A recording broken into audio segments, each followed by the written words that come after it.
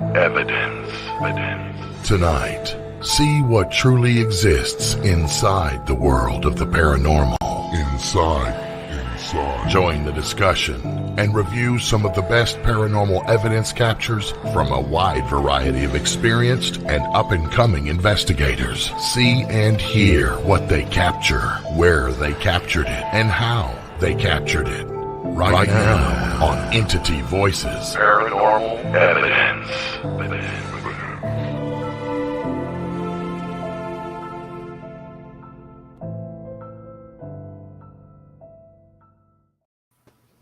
Hello, everybody, and welcome to the last episode of 2023 for Entity Voices Paranormal Evidence. I'm Chris. I'm Audra.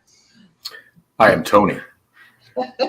Whoa. Yeah, you know it. Bedroom voice. Oh my God, that made it. That was I'm right back. So we can end the show right there. You know it. Done. Cherie. And I am Lourdes. And I'm Tony's assistant. Gotta be affiliated with that. That was the coolest thing I've ever heard. He's Ron Man. I'm Ron Man. That was the coolest thing I ever heard. Oh, thank you. The coolest thing I ever heard was go on. Go on. Go on. Chad Thomas, hello, welcome. Welcome to everybody. Hello. recurring people. Hello. I don't see Roger.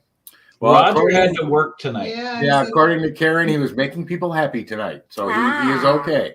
But So- yeah, when I didn't see Roger posting an hour and a half before the show saying, it's coming up, I was like, oh. I know. Hello. So Jeannie beat Roger. Well, Jenny. Yes. They all beat Roger because he's not showing up tonight. Yeah. Melissa, He popped in at least. yeah, he did. Say he's not Chad going to be here. Thomas, Bonnie Piedmont Nelson. Paranormal's on. Todd Oops, wrong profile. Carmella. That's actually Scott. Now he's back. Well, hello, everybody. Y'all. Hello. Thank you hello. for joining us. We have got a special show for you. So to end the year, so everybody's clear, we won't be back till January 8th because Monday is Christmas and the following Monday is New Year's, and we figure y'all be too hungover anyway. we plan on being hungover, so it'd be hard to put a show together hungover, but actually it probably wouldn't be that hard. We can do it. Jenny, We've done a couple of them one-eyed, so that's all right. Todd and Carmella, Todd and Carmella. Frank So Morrison. tonight, we have all put together what we feel is our best evidence of 2023 that we've captured at our investigations and events. And there might be a couple in there from 2022 that were pretty good, and maybe one a little bit older than that y'all have seen before that is pretty cool. Yep. Vegas Para Adventures. Very That cool. sounds like a paranormal group that does like zip lining down Fremont Street. Vegas. Could you imagine? And the word balls is in the icon. I saw that. Hello, Antoine Ritter, Chad Thomas. We'll be appearing on Chad Thomas's podcast tomorrow night, Oh, cool. which will be very cool. Awesome.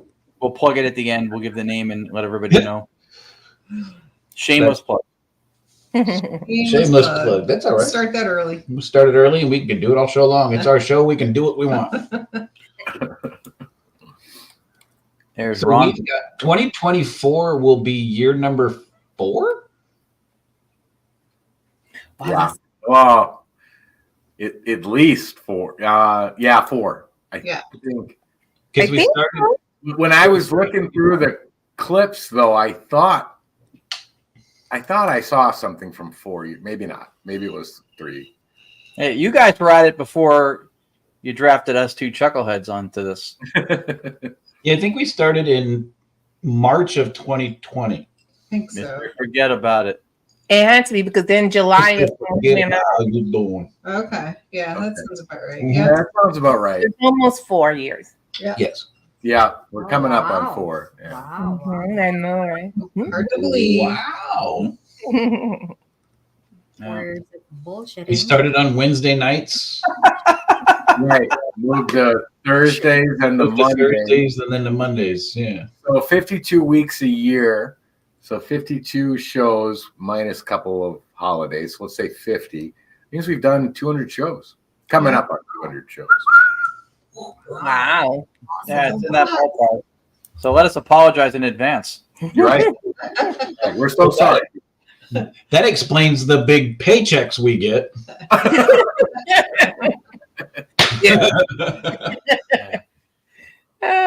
Lots what of zeros on those pages. Yeah, lots of zeros on those I think paychecks. that was his point. I know. Yeah. I'm just kidding. I can tell you, I don't spend mine all in one place. Yeah. So I got to point something out. ERRT Radio. Everybody knows Ronald, right? Yeah. Mhm. Ronald Just said knows. I never take any days off. You're retired. That's a good point. I do not take holidays off. You take every day off, Ronald. It's real easy not to take days off when you don't have to go to work. That's right. Yeah. Yeah. Yeah. You bastard. Holidays. What are the exactly? Lucky Liz, he said pay. None of us are bitter. None of us are bitter. That's right, Liz. We're all happy. A with a question mark. There you go. All right. Did you guys do any exciting stuff last week?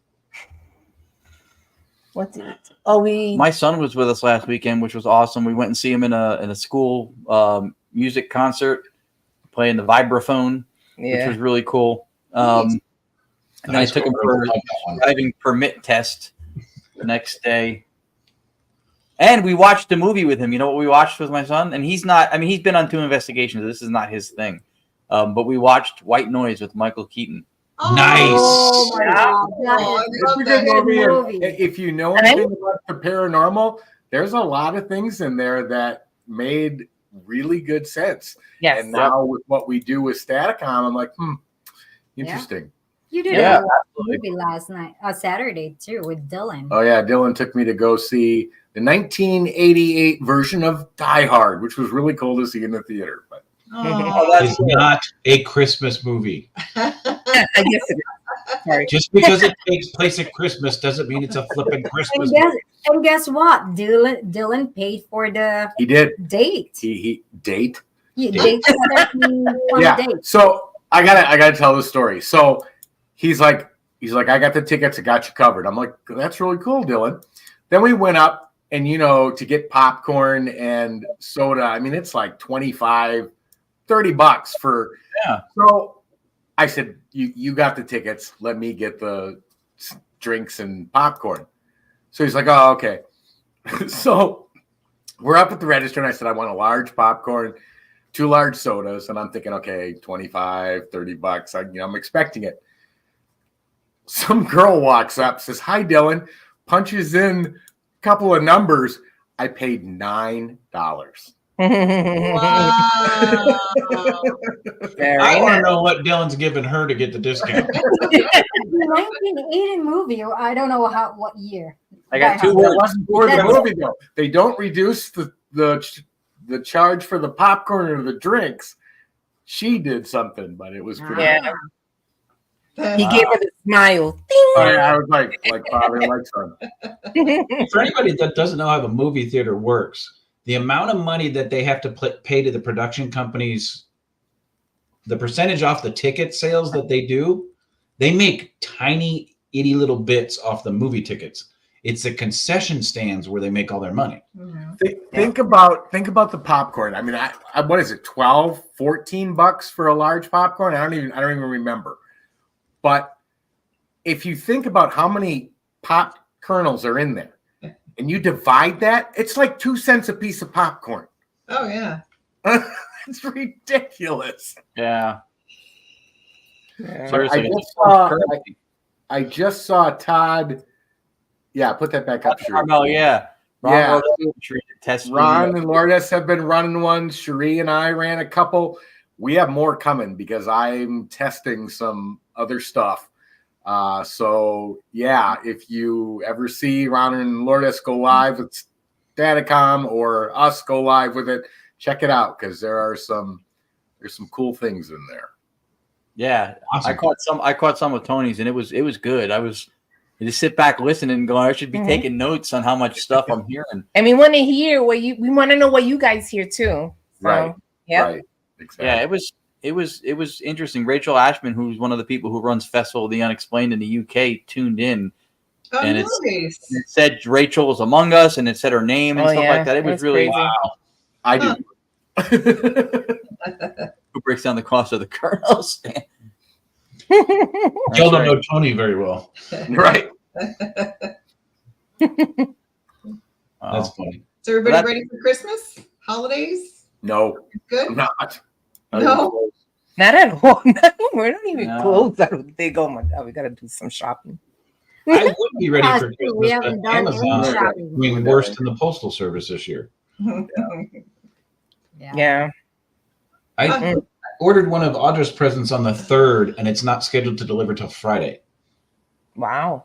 And if it doesn't deliver Friday, she's not getting it because we leave Saturday morning to go to Toledo. So there's shipping delays. Oh. I haven't ordered anything yet. I know. Good thing Amazon is located right here in Phoenix. And it's a good thing you can print the pictures because if it doesn't show up, you just have to wrap up the picture. That's right. This is coming for you. Yes. Mhm. Well, she'll know anyway because I don't buy anything unless she tells me what she wants. I've learned that a long time ago. I don't know what you're talking about. Yeah, I buy stuff and she returns it. Oh, returns it, gives it away, gives it to her mother or her daughter, or I mean, I bought in what was that? Purse? Guilty. What was that purse? Coach purse. Yeah, she's like, I want a Coach purse. I want a Coach. So I did. I went out. Me. I don't shop for women's things. I went out, bought her a Coach purse. It disappeared in like a week. I'm like, where's your purse? Well, because you bought me a small one, it's not me. You have like suitcase size purse. I thought you No, wanted a it's little like one. this. I know, but I prefer big one because all my stuff. No, big purse because you. Everybody started shaking their heads because they know here's the next blooper reel. I'm just making sure we stay off Facebook. Ho, ho, ho, Cherie. Okay, huge maybe. Oh, that's not Anyway, good the purse is done. Now we should know get why the it spirits always say for- Tony Rathman.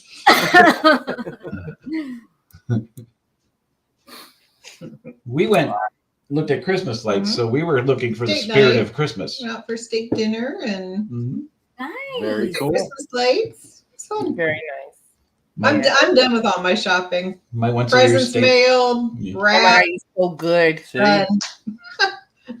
2 weeks ago. Thank God. You're good. No shipping delays in Wonderland. I was about to say No. that. She was actually late this year. I She's usually was. done by July. By July. I got to tell you, my wonderful wife, I don't eat red meat because of my heart condition, right? Every once in a while, I start craving a big old steak. You'd be surprised when I didn't eat a whole lot of steak prior to the heart attack. And I never craved it. The minute the doctor tells you can't have something, oh man, you're craving it like crazy. Oh yeah. Like I mentioned 2 weeks ago, man, I could really use a steak. I haven't had a steak in almost a year. And she took me out for a steak dinner Saturday. Oh, nice. Oh, see that? Very nice. Why is Melissa Blackman saying this is why I'm single? Christmas Because she shopping? gives away. Yep, she gives away her presents too. I guess. Yeah. Single or popular? One of the two. Excuse me. All right, we got about 17 clips for y'all tonight. No way. Yes, we had more. We actually shimmied it down a little bit before the show We're not started. going to be back January. We're going to be here till January.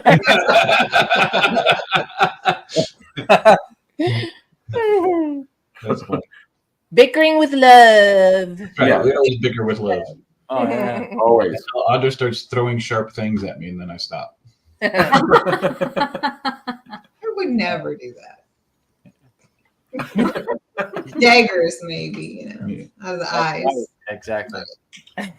Now, let me teach y'all something about. Do you hear the tonality in Audra's voice?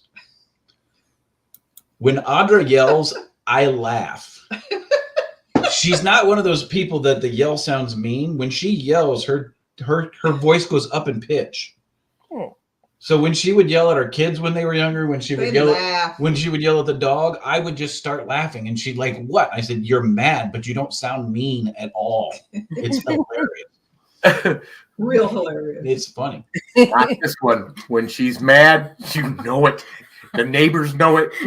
Everybody knows.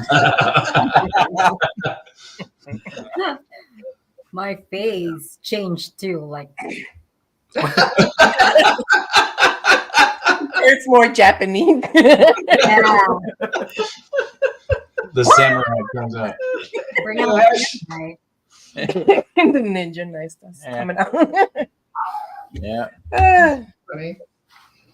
Hey Ash, do me a favor. Put the name of your clips that you're doing on YouTube in the chat for everybody to take a look at. So yeah, they're cool. they're pretty cool. Ash is I don't know if he'll get mad at me for saying this. Ash is a deputy here in North Carolina, and he's a good friend of Scott's. Yeah. And he's an honorary member of PPIT, and he actually attended the private investigation that we did with Scott, where Audra and I went through and did a reading prior to the investigation starting, and he filmed some of that reading and the investigation and put out a little 5-minute clip on YouTube. It's pretty cool. It's awesome. It's on my Facebook page as well. That's really cool. It's pretty cool. The bad part is it shows the size of Chris's belly, and I don't like that. So, but the good news is by the New Year's we'll have twins. So, all right, let's start playing some evidence before this gets way out of control. Might as well. What? Might as well. Might Yes. as well. Yes. Oh, okay. Yes.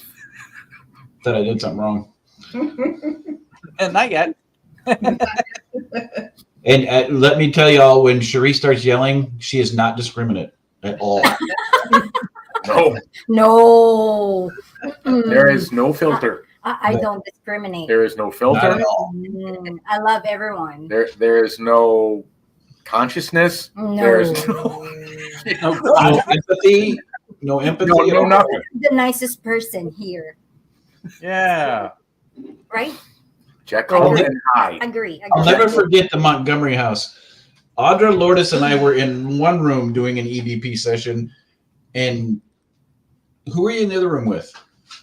No, Chris, you and I. It was Tony, Lourdes, and myself. And Audra and Cherie were in another room doing an EVP session with Ron. Were you in with them? I was with you guys. Oh, okay. Yeah. And we're asking questions, and Cherie's asking questions. You hear Cherie go, "Stop it! We're doing an EVP session." And then you hear me come back and go, "What do you think the fuck we're doing?" It was I fun. remember that well. That's why we love you. Love you, Karen. Oh boy. All right, here we go. All right. So this first one is from that investigation, and this is one of my favorite ones. So here, let's go. Let's play it.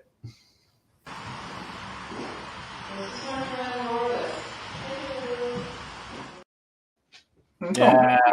That's awesome. I know. That was so cool. That's my friend. So we've been investigating this house for over 2 years. Mm-hmm. There's been rumors of a little girl in the house, and we've Not really. sensed ever- her a couple times, but not really that much. That night, the 6 of us were in that house. She came out like crazy and started talking, and twice she said Lourdes' name. Yeah. Oh, I wonder if her name I is saw Sarah. her. Yeah. That's right. I saw Oh, her. that's right. And that was the first time you've seen First that. time I've ever seen anything that clear. Yeah. And I think there's a clip in here that confirms that after I said I saw her, Staticom spit something out, but we'll hear that later. Yeah. Her name is Sarah, right? That's Sarah. what I got. I That's don't what we picked know up. that We it don't know was for My sure. daughter's name is Sarah. I'm wondering if she Ooh. knows that because it's consciousness. If she knows that, then maybe that's why she was like, "Hey, Lourdes." I mean, I don't know. Who knows? But Yeah. I will tell you from a Staticom perspective, I think the number 2 most said name from the other side is Lourdes. Mhm. Of course, number It- 1 still. it's Tonia de Lourdes. Anthony Jordan Rapp. Rapp. From us 6, y'all. Don't get all upset now. From us 6. The chat's about to blow up. Yeah. Tony's name does come up. It's probably number 1, and then it's my name. We'll be at a public event. She'll be like, I'll be right back. She's going to go to the bathroom. I'm like, all right. She'll leave the room and send Lourdes. I'm like, she's coming back. Can we talk about something else? Yeah. And she said it properly. Yes, she did. Yep. I love it. That's right. Perfectly.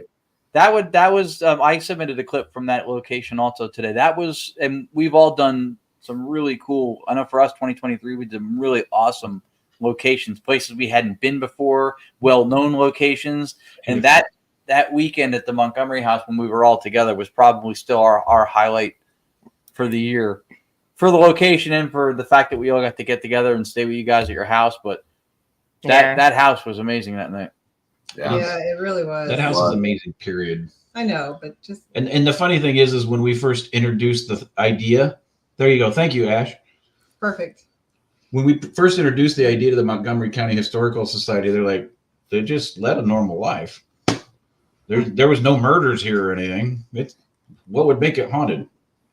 Life. the age of it. I swear that after like 80, 85 years, somewhere between that and 100 years, just because it's still standing, it's still there. I don't know what it is, but even if nothing tragic occurred, spirits show up. Well, the historical value of it alone, what they did in that house, being the only doctor in 3 counties, and it took a 2-day ride to get to see him, and then they use it as a courthouse, and there's rumors of hangings happening on the property. I mean, come on, the history behind it alone. Right. And the other thing is, what's the correlation with the murders and stuff, right? It's the heightened emotional state imprinted on, right? Yada, yada. So if you go with that whole concept, that's not the only heightened emotion that is felt in a location that people worked at, that was a courthouse, people lived at. There's a variety of emotions that have happened there, and some of them probably very heightened. So it doesn't just take death to hit a benchmark of an emotional imprint, I don't think. Well, and you're missing one of the strongest emotions that people feel throughout life. No bathroom. Oh, no. Emotion, not physical strain. No love. They're going to the bathroom. No bathroom.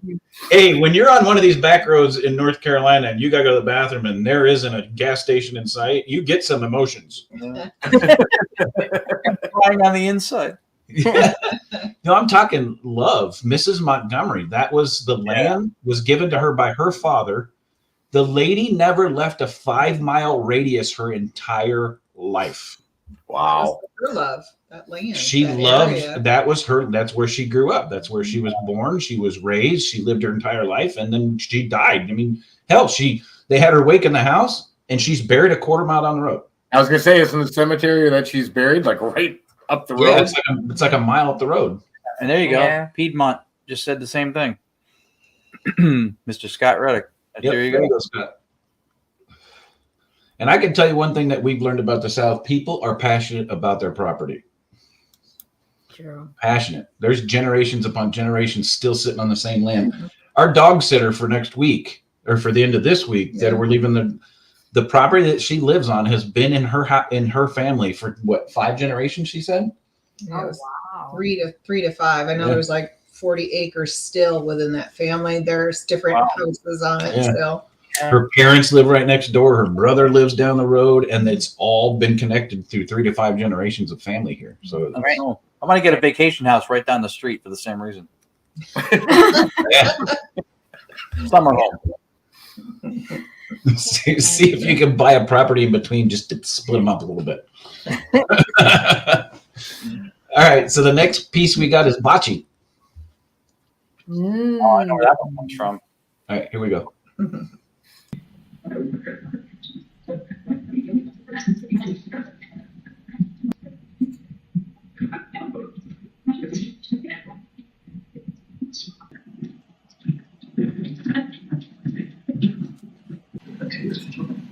Spirits, can you please try to communicate with us through this device? Who's watching?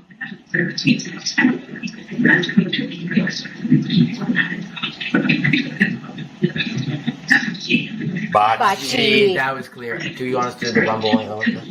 Bachi, are you keeping track of what we're doing?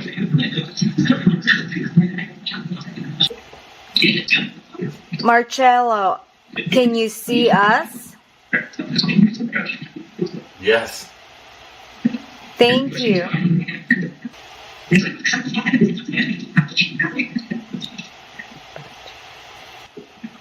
Marcello, you started this method. It's working. Can you please try to communicate with us?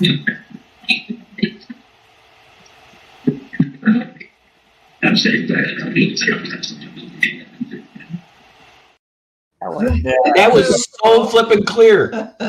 Yeah. That's one of my favorite moments in the entire 3-part docuseries. That piece right there. Because that one is absolutely on top of our list as far as communication, because that was so clear. You wouldn't, and there was no background noise. It just was like somebody talking over a speakerphone or something. It was just crazy.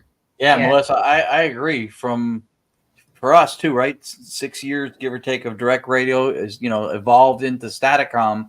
And I remember when I saw that clip, I was like, oh my God, that's why we're doing this. Yeah. Right. That was not only the clarity of it, though. I mean, that was a response. Yeah. It's relevant. Right. That was Bachi was spoken twice. Right. And then somebody else said Bachi coming. Just right. The conversation just followed along and kept progressing. And then Sheree's like, talk to us. What do you have to say? I know. I'd say And then this overpowering voice. I'd say glad to meet you. I'm like, oh my God. And not that I want you to replay it because we have a ton of clips, but there is, even though he's speaking English and he didn't speak English, well, he might have, I don't know, but wasn't his native tongue. Yeah. It sounds like there's a little bit of accent even in when he says it. So I find it fascinating. I think is this the first time that we were testing the Staticom? It was one of the first weeks, something like that. Yeah. And we have Dylan with us. Dylan was with us, yeah. That was early on because that was around the time I had gotten the Bachi and Tony's Your Friend stuff too. Right. Right. Yeah, because I do remember that. It does absolutely rock. Yeah, it does. It does. All of it absolutely rocks. To know that they still communicate with us, the intelligent responses that we get from investigations, the timing, the relevance, the tonality of the voices that we get that all rocks, period. Wish more people believed. It's just mind blowing when you get this. I would put that clip in probably in the top 10 clearest voices I've heard through ITC in any method, in any time, including our own sessions. That would be in the top 10 for me with how good that is. Every single time is mind blowing. It's crazy. Yeah, and the power behind it. I mean, it's not like a background voice. It's not like, okay, yeah, I can hear it. I mean, it is smacks you right in the face. You don't need headphones. You don't need anything. No. Headphones discouraged. Right. All right. The next one we got is EVPI Montgomery EV41. Oh yeah, that's mine. You'll never guess where this one was recorded. Gee, we might have talked about it a couple times. Can we guess? Yes. No bathroom. No bathroom. Which is a necessary emotion. Yeah, it's a necessary emotion. All right. Going to the bathroom. Yeah, I had to include one from Montgomery because it's a year end and it's all of us. And this was one of my favorites from that. I'm going to UNX Radio DV. Oh, cool. See you there. See you there. That was like opening of the show Rathman's movie. I was trying to be sexy. Tony, as you said, responsible is English. Wonder if it's in conscience you speak any language. Well, that is one of the theories, is that you get communication in the language that you're familiar with. Right. And if it's coming from a unitary consciousness, that makes sense. It does make sense because, for example, in Calling Earth, when Bachi had Annabella Cardoso and David Fontana, Robin Foy, right. The voice came in Italian, and he said, I have people here that speak English, and the voice spoke English. Yeah. And Sheree and I investigated the Diplomat Hotel in the Philippines. There you go. We got 4 different languages, 3 of which Sheree speaks. So the only one that we didn't recognize was Italian, Latin, Scandinavian or something. Latin. But we found out what it meant finally. But yeah, and Sheree's like, they said this. They said, I'm like, okay. Yeah. Which tells us that the spirits use Google Translate. Well, when the words come in wrong, that might be true. Yeah. All right, so here's that clip. Here we go.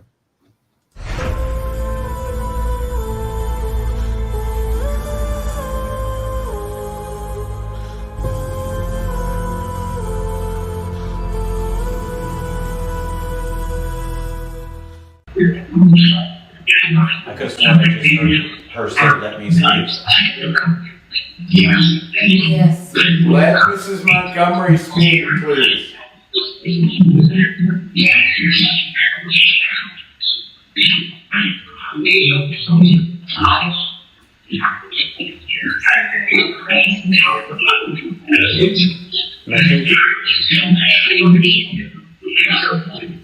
on your machine. Mrs. Montgomery, was it you earlier that I kept hearing saying I want to talk? I did. Yep. I did. That was female voice. Yep.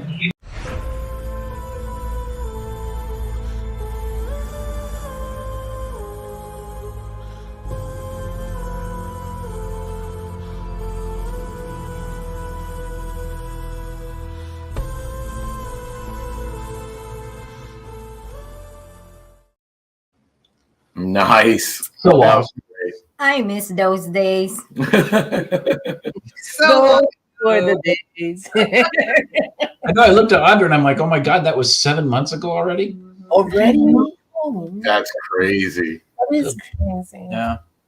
Which is proof the older we get, the faster it goes. That is so true. Yeah. That's why they call it over the hill, because when you get to the other side, it's all down and it goes faster. Roll down. Mhm. That's pretty awesome. That was pretty awesome. That was that house yielded a lot. Yeah. Good. It Yeah. did. It went crazy. Yeah. We got to do another EVPE investigation because, man, the responses we were getting. So another May weekend, make it an anniversary thing. Oh, Good idea. There you go. yeah. Yeah. I like that. Yeah, I like that idea too. What do you think, baby? Of course. Yeah. He wants to see We want to stuff. ask Chris and Audra if it's okay if we can metal detect that land, right? Right, exactly. Oh yeah, So This is the South. Don't tell them what you'll find. yeah. when the association says, we understand you were doing some paranormal investigation, but what are those 2 people doing digging up the front yard? We don't know. We don't know. Oh boy. So the next one is from the same investigation. And this is also a static cop response. So here we go. Say that again. Sorry, let me bring it up. Do we speak different language? Would they each receive the messages in their language? Yeah, my opinion, Everett, is yes. If the message is directed to one person, meaning if they gave a message to one person, it would be in their language. If they then had a message for somebody else, it would be in their message. If they were communicating to everybody, then I can't tell you what language they would choose. The problem is the other 3 people wouldn't know what the spirits and the other person were talking about because they don't speak that language. I'm just being a smartass. Sorry. Can you imagine 4 people in the same location and none of them speak the same language? So what the fuck are they saying? How did we get here would probably be the first phrase. Where are we? It'd be like that movie Legion where all the different people showed up at the diner out in the middle of nowhere. Yeah, Oh, I love that movie. that's a great movie. Mhm. All right, here's that clip.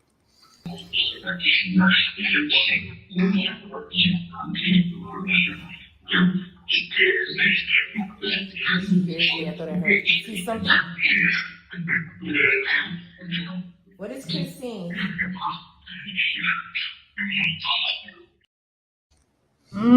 Nice. Yeah. Clear? Very. It sounds like Kid. Huh? Yeah, I looked like a DJ. You look like a DJ.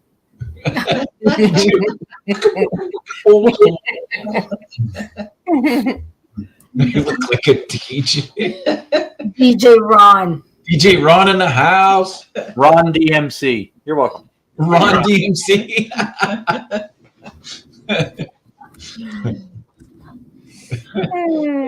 Flava Raffman next to him right there.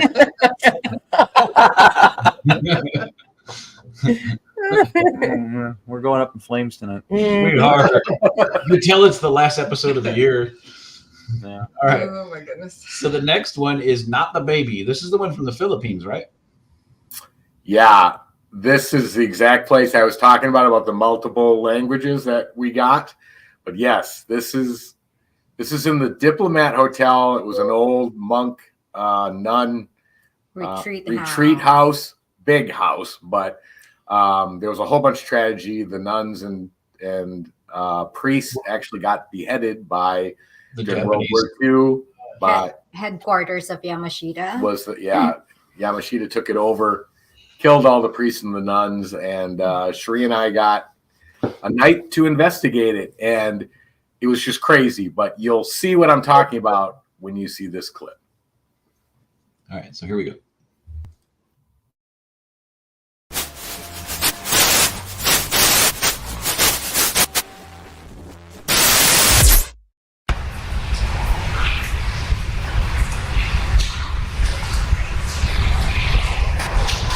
Do you miss your family?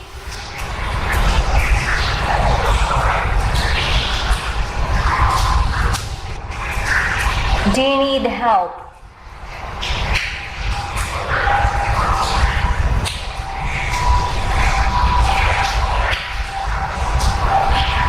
What happened to you?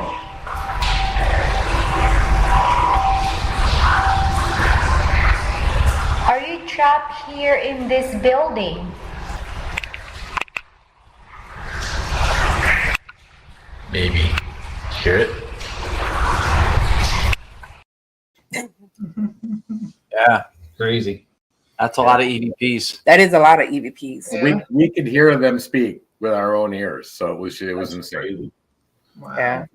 You see, everybody says you always get Tony Rathman and Lourdes, but you got all good in that one. Yeah. It's all good. It's all the way good. in the Philippines. Where? You see a bucket go floating by. Red bucket. Yeah. With all that rain, it probably would have. Mhm. Yeah, Donna, it's very Yeah, tragic. it was. Yeah. The sad thing is that's some of the best places to investigate. Yeah. Yeah. All right, the next one we got I Am Somebody Consciousness. Oh, yeah. This one, when we talk about who or what we may be communicating with, and we all kind of agree that we think it's consciousness, whether it was incarnate before or not, that's what we collectively think to be the case. And this is one of those times when whoever came through declared it. This is awesome. And they also name drop just so I would think they're cool. You'll see what I mean. Yes. Wonder who it could be. No name dropping. All right, here we go.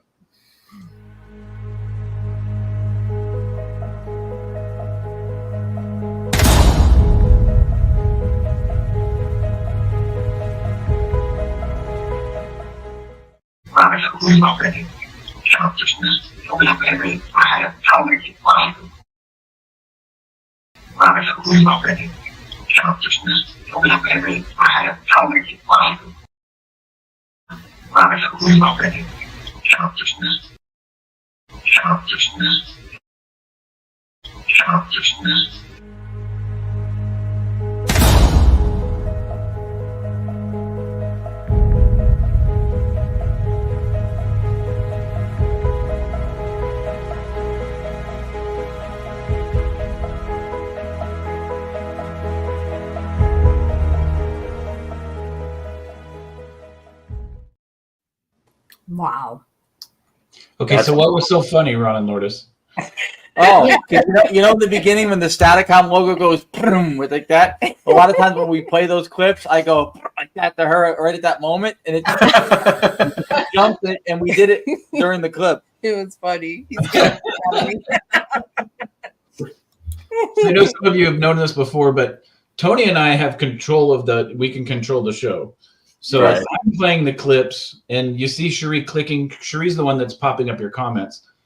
Ron and Lourdes can't see us when a video is playing, but we can see them.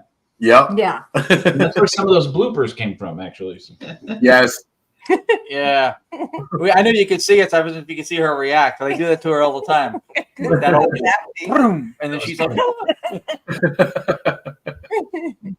but yeah, that was, to me, it was crazy how clear and pronounced. Yeah. I don't care what anybody's background in audio, whether they've done as much as buy a radio or they built every radio on the planet and produced every song ever written. That's a voice saying the word consciousness. Mm-hmm. Yeah. Not only that, but the implications of what he's indicating. Yeah. He doesn't call himself spirit, a ghost. It's Tony's on consciousness. Mm-hmm. Then he even says, "Hey, look at me," meaning he knows he's aware of you.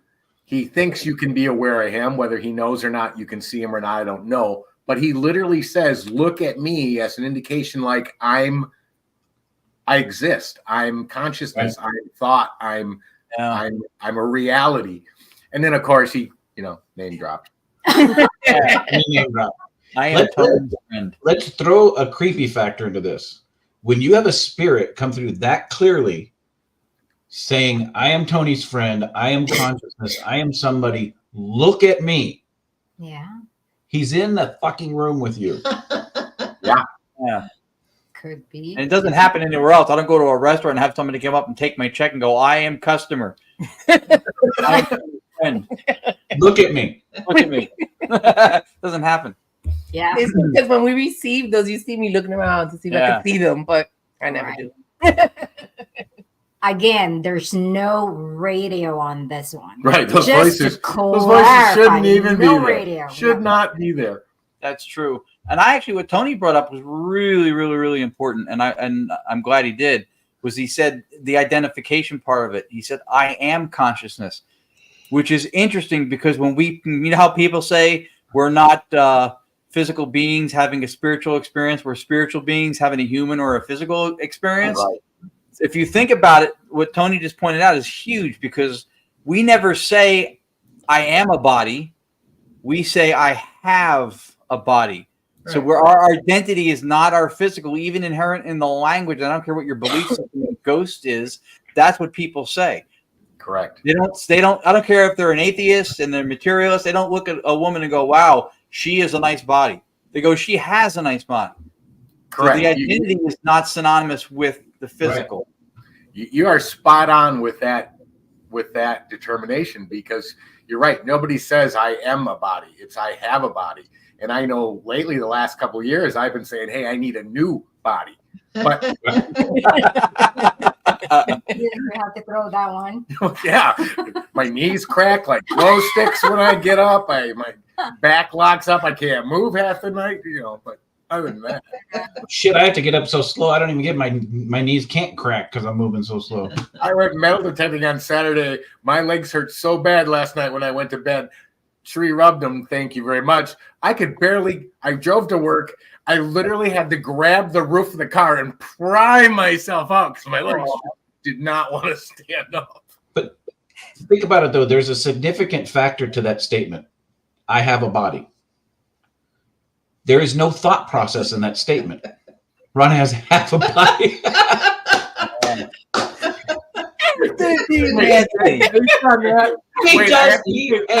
Ron has a whole body. The second portion is sitting next to him. He's not my bestie anymore. My bestie. Just based on what Anthony just said, if anybody goes and looks on Ron or Lourdes' page and sees the newest picture of the two of them, which is a great photograph. Yes. But notice Ron is 2 steps above her. Trying to look like Shaq. Great. Go ahead, give it to me. But Tony wouldn't let me do that for more than like 30 seconds when we were at the Chrysler Mansion. He had to get on the same stair with me. That was the best. That was funny. But I mean, think about it though. He says I'm consciousness, and people say I have a body. That statement is not a conscious statement. People don't think about that statement before they make it. It just naturally comes out. That's my point. Yeah. Right. Yep. I think Gio put in the thing that they said I am somebody. Yep. But they don't mean I am some body. I think somebody as in I'm an individual, I'm an autonomous entity, and not correct. Well, he was my friend. I think that's what. Yeah, he was your friend. Yeah, that's Tony's friends pop into our sessions all the time. They like Don't to crash forget the our Tony. party. Yeah. Looking for Tony. That's funny. So hey, that offers up a good question. So say somebody like RoboCop, would he say I have a body, or they built me a body? Well, he has a body. It's a robotic body. I don't know. David Lee Roth said I ain't got no body. I would say it's still a body. I ain't got nobody. I ain't got nobody.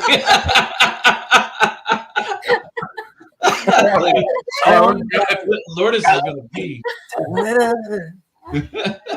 Yeah. He's on a roll today. I see RoboCop doing the can. This show is getting way out of control. Yeah, we deserve it. You can tell we don't talk as often because we're in the holidays, things are getting busy. Because when we get on the show, I mean, what have we shown? Maybe 6, 7 clips? It's been an hour already. Yeah, and we had like what, 4? Yeah, 17. we're not responsible. I think Tony. We're not responsible adults. No, We're not. And Thanks, we've Doc. warned people about our maturity numerous times, and they still don't listen. It's your all's fault. You still show up. All right. So the next one we got, and I did this twice. This is 2 separate clips because I'm a little jealous. We've been at this damn house for almost 3 years now, and the little girl never showed herself, never called our flipping names, but she called Lourdes's twice that night. All right, here we go.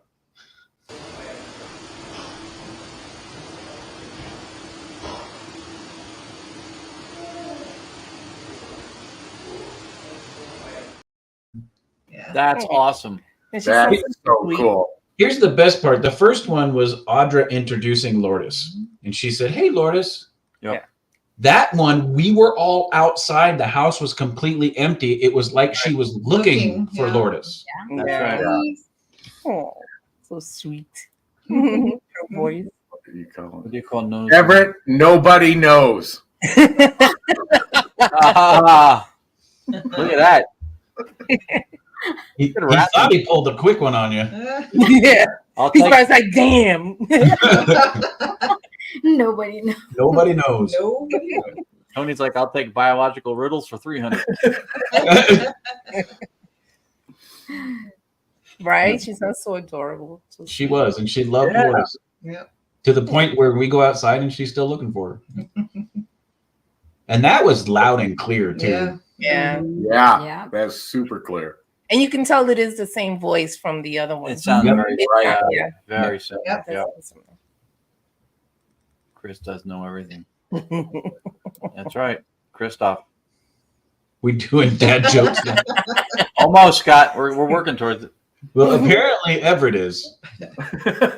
Sweet and innocent. Yeah. Yeah. All right, so I just want to make something clear about this next clip. This is from the same location, but I guarantee you 100%, we all love and adore Tony, but none of us said this. All right, so here we go. Can you stop talking and let spirits that are in this house answer our questions? They're trying. Yeah, I heard. Okay, keep going, please, because I can hear it lesson. That was a yes. It sounded like. Yeah. That's good. That one's good. Honestly, I think after it says they're tricking me. I think it says Cherise here. I believe it says Cherise here, and then it says let's touch Tony. I believe. Wow. You know, I replay it because I know we have a lot of, but I think I hear that. What's up, Nocturnal? Yeah, I heard it too when you. Yeah. Wow. Here. See what Tony's not telling you is that was the point where we realized that there was two spirits standing behind you. They came up right. I jumped in my chair. You did. They like rushed right up, and Chris was just about to.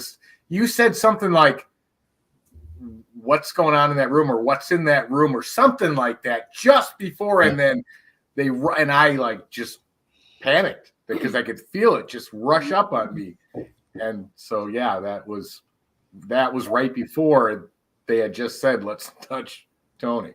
Yeah. Yep. Ash, we would love. Yep. And I'll make you a deal, but I will cover if you bring a bunch of detectives down with me being an ex Maricopa County Sheriff's Officer in Phoenix. I will cover the cost of your investigation if you bring detectives down to do the Montgomery house. Now I'm gonna tell everybody right now that is not open to everybody. We would never get money for donations. No. But yes, I will cover the cost of North Carolina county deputy sheriffs coming down and doing an investigation. I'll cover that cost. Matter of fact, I support you guys. I am an avid member of the Sheriff's Association in North Carolina too. So, and I will cover setting up a StreamYard live stream of it, and as long as Audra walks around with her phone. Oh yeah, that would be cool. Yeah, that's a good idea. Yeah. We need that Popo one.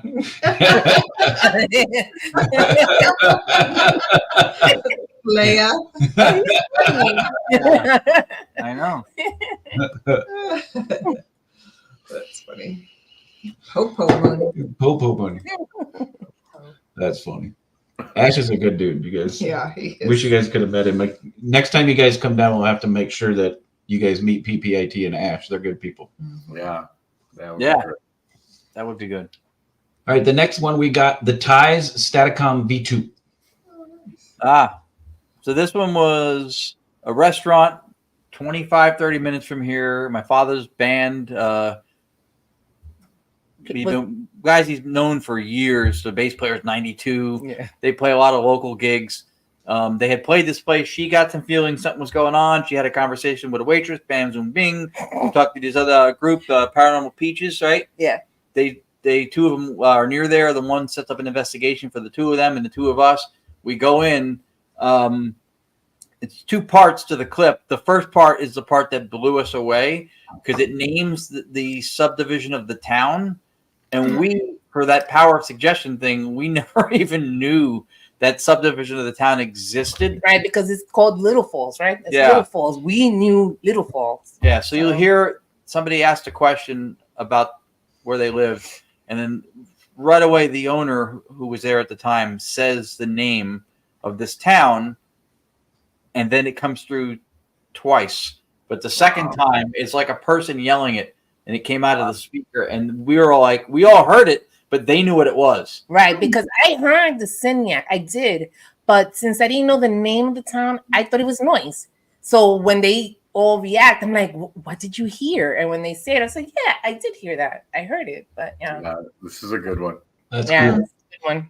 Hey, real quick, Nocturnal Nation said he's in Fayetteville, North Carolina. Reach out to me on Facebook, and I'll give you some information on that Montgomery house if you guys want to do an investigation there. It's a great place. And all the money goes to the Montgomery County Historical Society. We don't keep a penny of it. We help maintain the house. We run the investigations, but every dime that we get from the investigations goes to them. So reach out to me on Facebook. Worth it. Worth the trip. It really is worth it. Awesome place. All right, here's that clip. Here we go.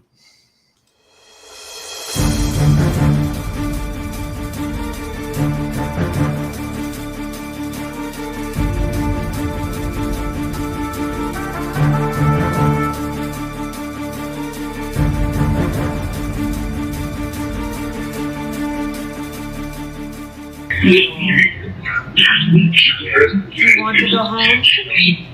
I heard yes. What town did you live in? Oh, what a big singer. Oh! What did you hear? Zach! I heard it. I heard it. Stopping on that one, and I have not heard that. I got it on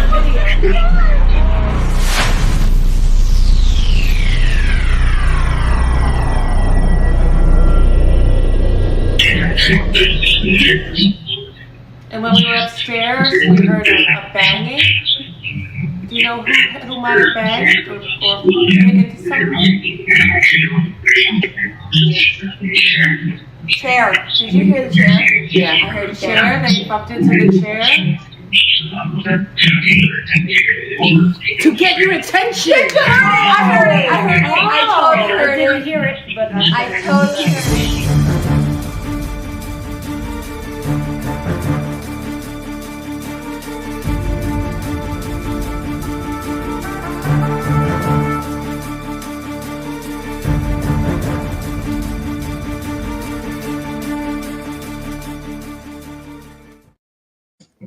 That's awesome. Well, not just. So welcome everybody to Entity Voices Paranormal Evidence. I'm Ron. Roger be the only one left. Not only was that clear, but the understanding of what they were asking, being able to say the name of the town or city, to be able to put their question into an intelligent and correct answer, mind-blowing. Just mind-blowing. Mind-blowing. Yep. We never heard of Signac before, but when they said it and we looked on the map, that's why I put the map there, because that's exactly how you pronounce that. Signac. Signac. Incredible. That is amazing. That is cool. And it was loud. That's one of the loudest individual word responses we've ever gotten. Yeah, crystal clear. Crystal clear. Intelligent spirit. Yeah, we seem to run across a lot of those. And that was what, like 2-3 days after we got back from the house in between. I think so. When we were down in New Orleans, I think which is where so. the other clip is from, and then Mississippi at the house in between, where once again the name Rathman came through. Yeah, even there. Yep. Pronunciation, yes. Very. Yeah. And strong. Yeah, just think a rat man with an H. Yeah. Oh, maybe he wasn't talking about me. We'll be back. The funny thing is they keep asking if we know Rathman, and it's like, no, never heard of the dude. Well, that's how you can tell if the spirits know you're lying or not, because That's right. they all know him. We must too. So this next clip, I had to include this clip, and Tony's got one like this too. God, how old am I? You're old, bro. In the 24 to 26 year time span I've been doing investigating, this was the most awesome EVP I've ever caught. Oh. But it's also the most disturbing one I've ever caught. So everybody that's listening, turn your speakers way up. If you've got earphones in, put them in tight, turn them up. Because at the beginning of this, you can hear somebody say no. It's very faint. The second portion is undeniable. This is the one we caught at Trans-Allegheny in the lobotomy section of the hospital. Yeah, this is so cool. Here we go.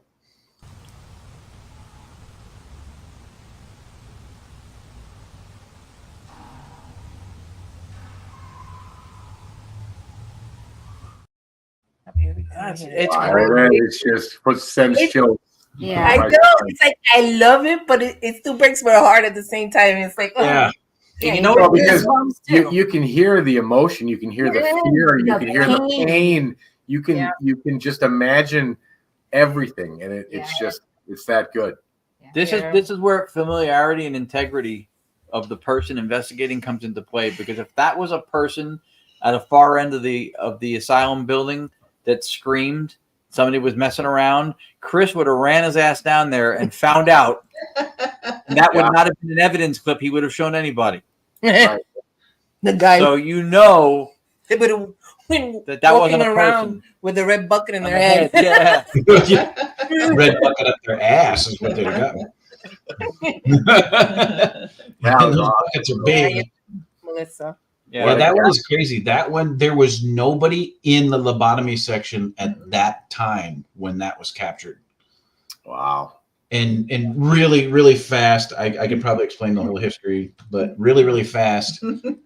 At Trans-Allegheny, people that don't know the history, it was where the lobotomy was first introduced in America that they used on patients. And he did hundreds of lobotomies on patients. They didn't consent, and he never used anesthesia. Wow. Yeah. Oh my God, that's crazy. And that's actually faint. If you're sitting here when I was reviewing, I literally went, holy fuck, what the hell was that? I could not believe I caught it. It's actually louder than that. StreamYard actually tones it down. That's actually pretty soft. Yeah. But it's so clear. You can hear detail in the scream. You can hear the panic, the fear, the pain, all of it. Yeah. That's why he's so good. But that's why it's so good and so intense when you capture it. It was The like, emotion that's behind that is, And honestly, when I was reviewing that section, because I've told you guys, I go around, we do a walkthrough. I place I don't carry it around. We place it where we feel the energy and we think we're going to get the best hits. And we placed that camera early on in the night. And I can tell you the whole time I was reviewing it, I could hear people walking by, people seeing my red bucket saying, hey, Chris, it's us. And at this point, I was starting to nod during my review when I heard that, and it woke me up like that. It was that was awesome. That was so cool. Yeah, that's one of the best ones. What the hell is that? Chicken skin. Chicken skin. Chicken skin. Reese must have popped. There he is. That's my arm right now.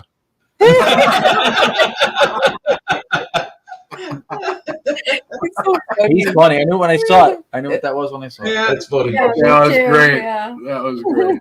And yes, Anthony Simonelli was there that night. So. The thing is with me is I could hear that hammer hitting a pin. You can clearly hear it making contact. Yeah. When you think about that thing going into a head, somebody's head. If you guys really want to get chills on that one, go back, listen to the show again, and pull up a picture of the lobotomy tools from the early 1900s. Yeah, you can see it. And when you look at that picture and then listen to that EVP, man, it gives you chills from your tailbone up to the back of your skull. Yeah.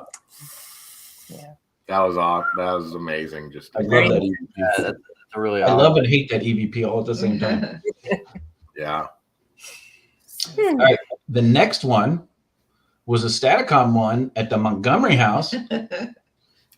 Imagine that. And this was right after Tony saw his first apparition, clear apparition for the first time. Which is pretty cool. So here we go. Yeah, this is cool. It is.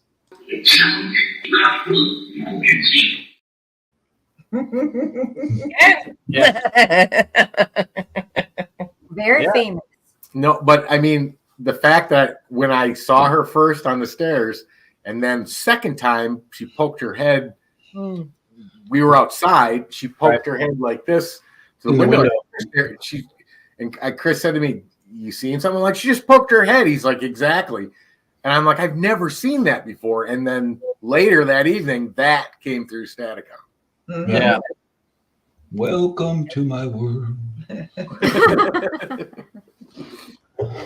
Yeah, and that's important. Cool. The story around it's important because of the experience he has.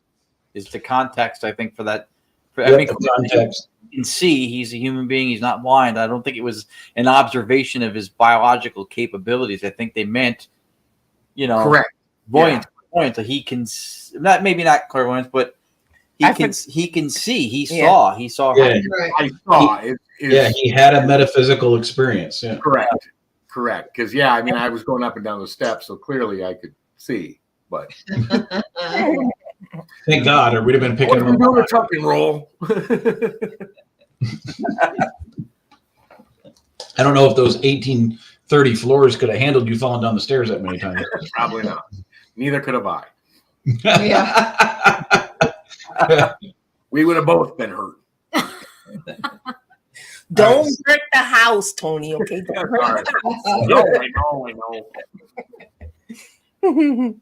Yes, he saw a female. Yeah. Well, the first time. That's why that static com response is interesting. It was his very first time, and perhaps that's why they first said time it. I've ever seen anything like that where it right in front of you and detail, color. To be specific, Scott, Tony saw Sarah, the little girl. The little girl. Yeah. Yeah.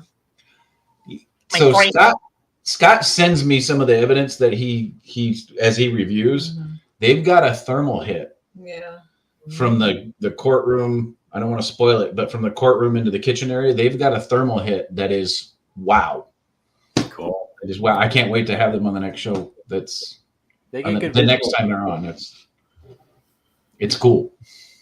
Literally, because it's a thermal. It's cool. That is unintended. Unintended.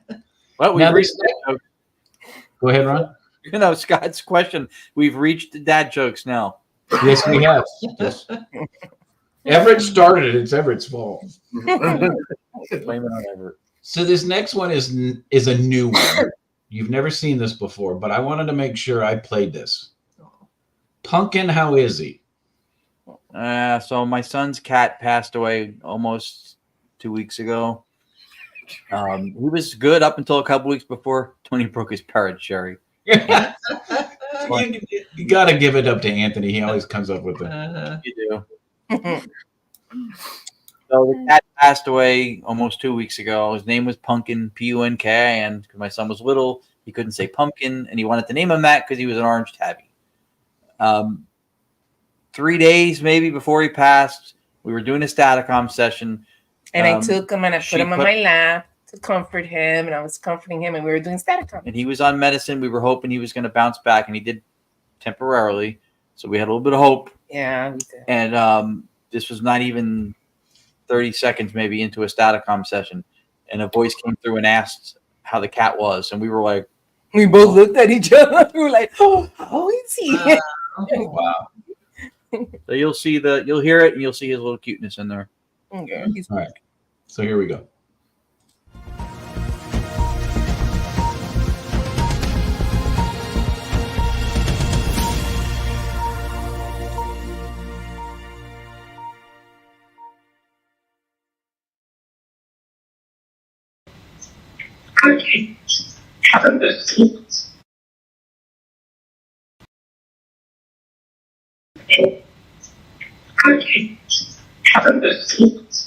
Punking, how is he?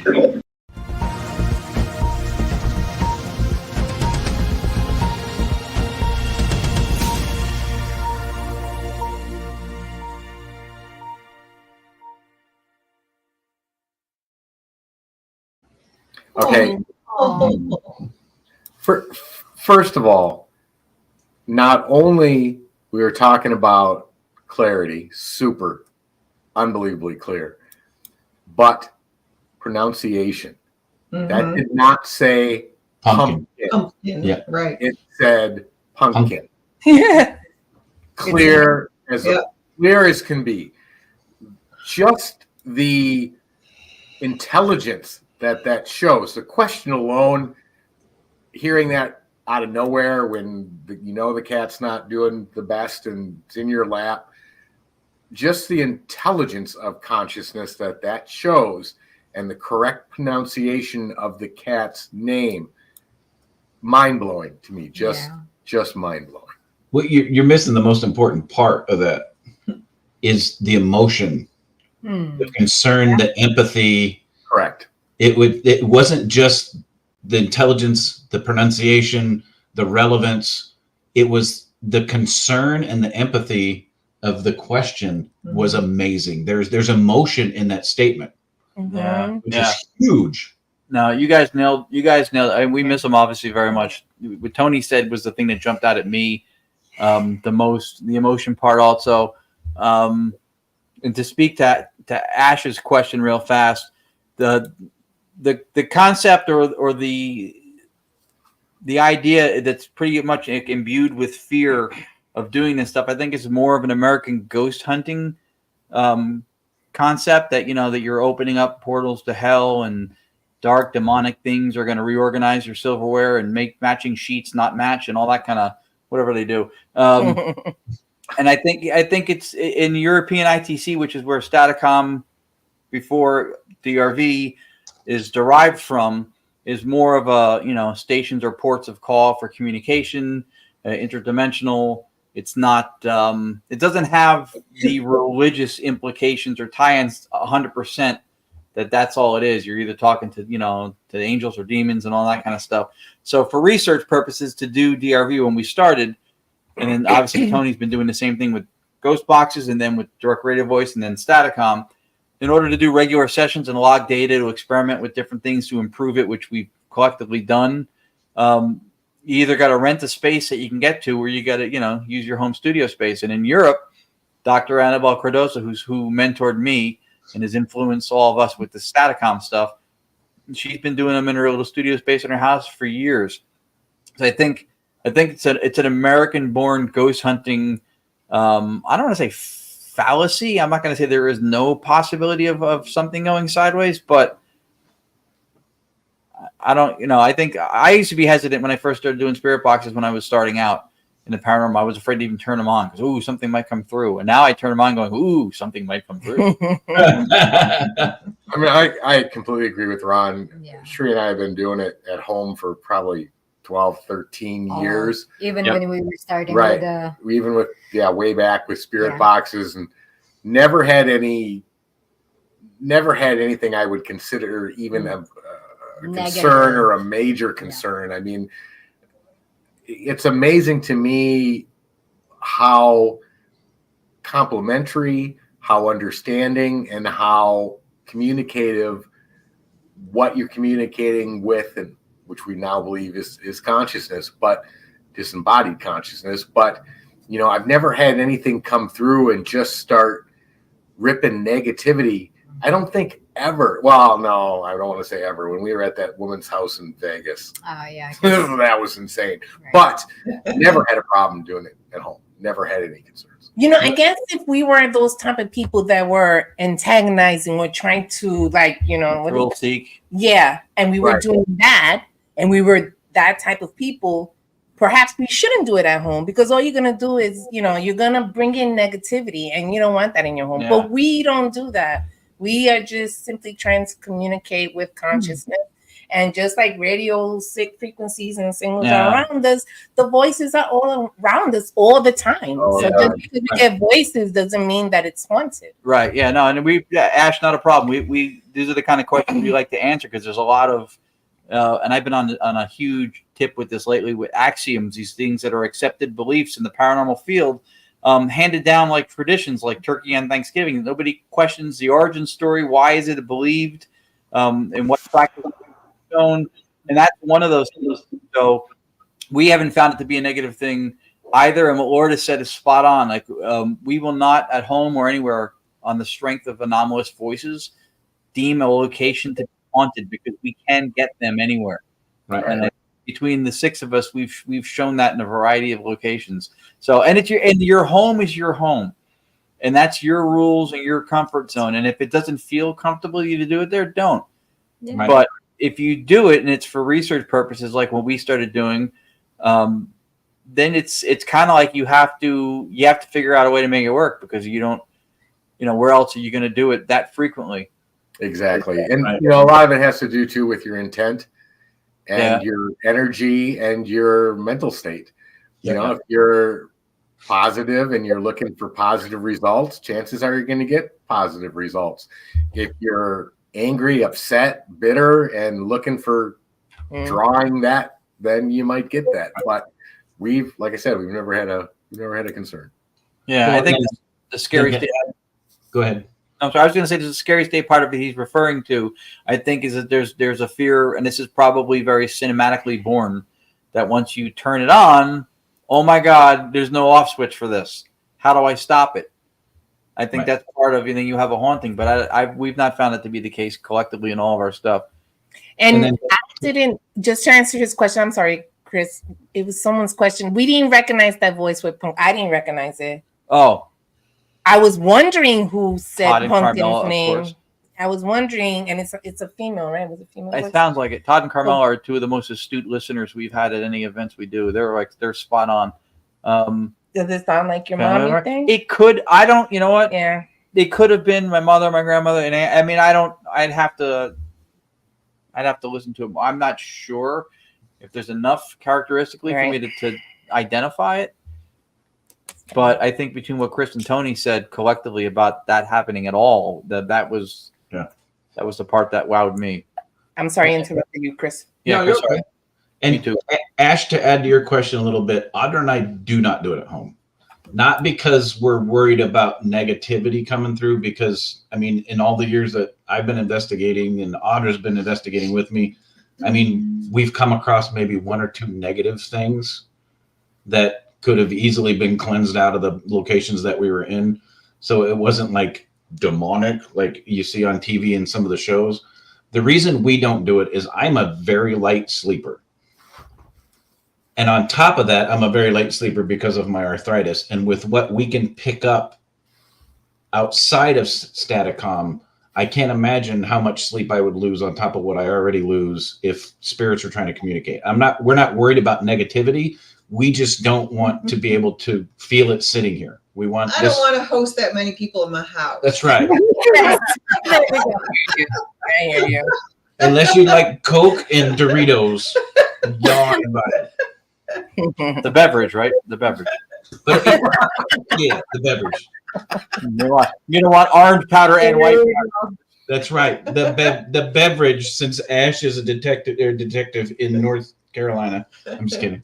We personally don't do it at home so we can sleep at night and we're not bothered so we can relax. It's not because we're afraid of anything negative. I don't believe negativity. I'm not going to say I don't believe it doesn't exist. I think it's very rare.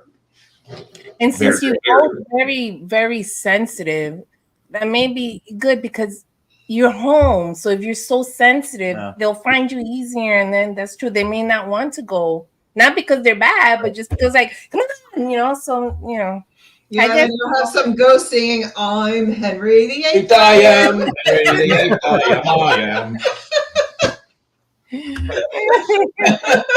Patrick Swayze shows up. I'm whooping his ass. I don't care what he did in Roadhouse. He's not that tough. But dance with him first before you. Yeah. Nobody puts Christoph in the corner.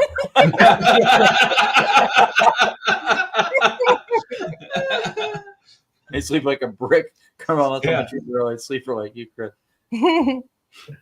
Yeah. So, guys, I'm such a light sleeper. If a mouth farts on the opposite side of the house, I wake up. Literally. Audra snores, I wake up. So she wins. She wins. All right, we got 4 or 5 more pieces. Yes, home is our safe place. And we do bless the house and sage it. And there's a barrier outside. Just not that we want to keep negative stuff out. We just want this to be, this is where we relax and shut off. Except on Monday nights. We're gonna. No pottery making with that. No. New. No pottery making. I feel man hands reaching around me and somebody's getting knocked out. Using Whoopi's body. He would be using Whoopi's body, Ooh. I don't know what's worse, man hands or Whoopi. I want Patrick. Yeah. Patrick's a little bit more feminine than Whoopi. Making Whoopi. Making Whoopi. There goes the train right off the tracks again. Yep. Derailed. I derailed it. Apologies. That's all right. Just a little spirit hug. No, that's all right. All right. So the next one is No Cops. This is from Montgomery House too, isn't it? Yeah. It is. And this one just rocks. Yeah. This is a good one. All right. So here we go. What's your favorite part of this house? What room?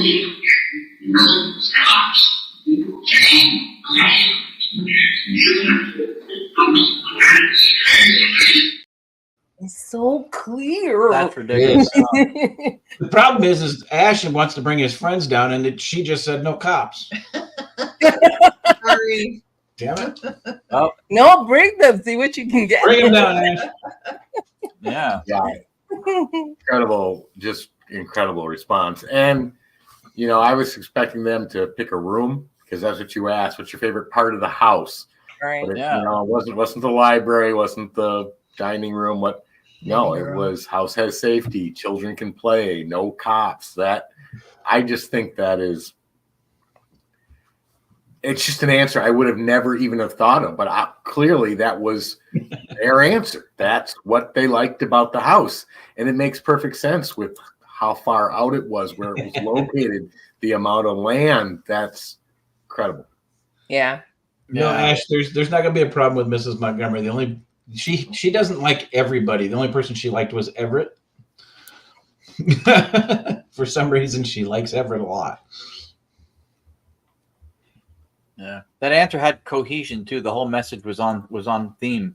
Right. It wasn't like random words that were just, you know. No, each individual sentence, obviously the words flowed, but each sentence also flowed together. So it was a thought process. It showed intelligence. Right.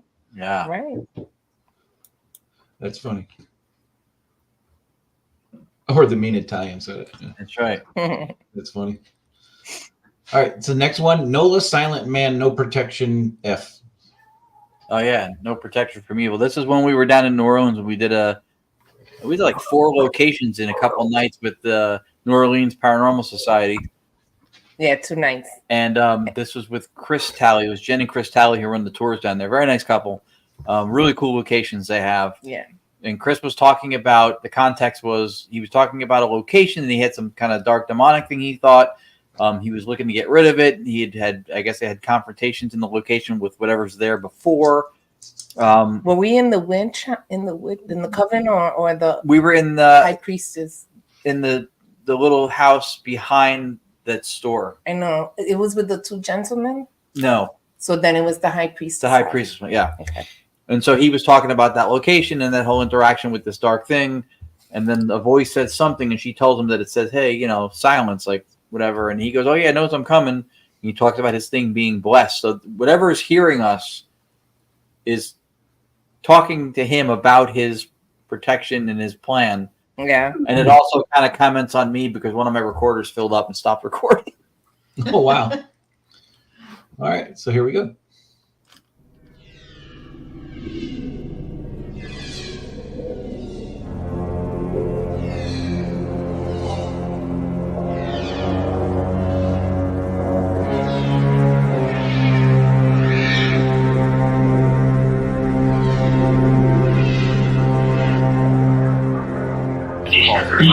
I care about energy that has the ability to influence your dream state, has the ability to influence you as a person. Silent the man.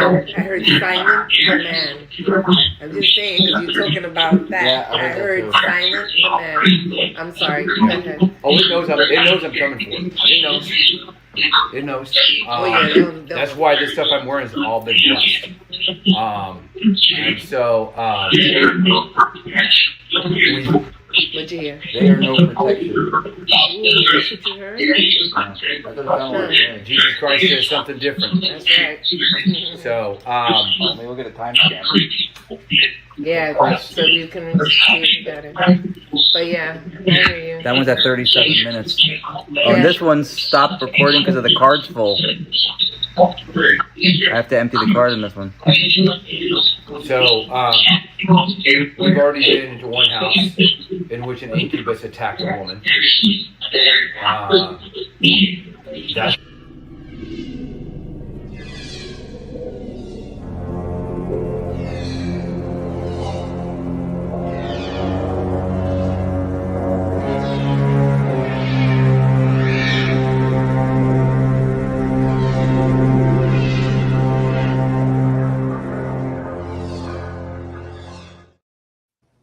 Oh, great.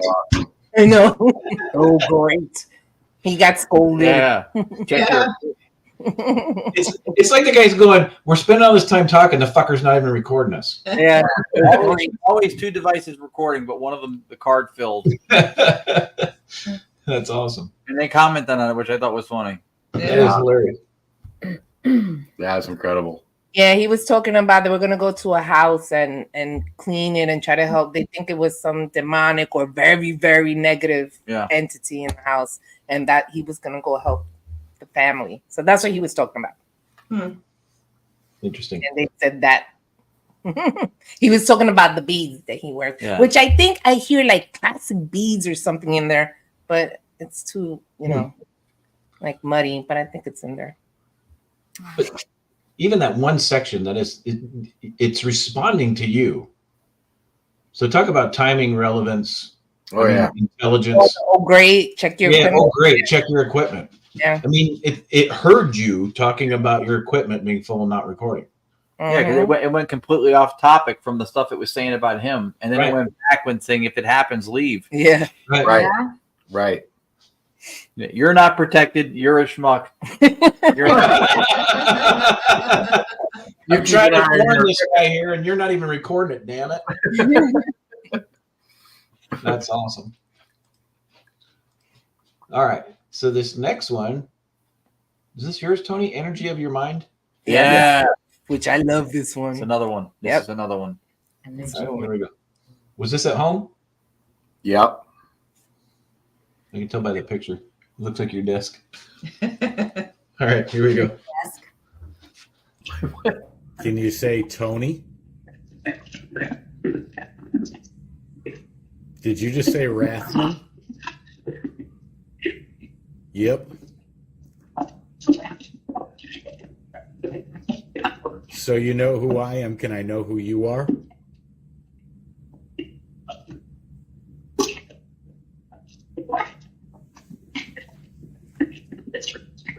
Yes, sir. Thank you. Who am I speaking to?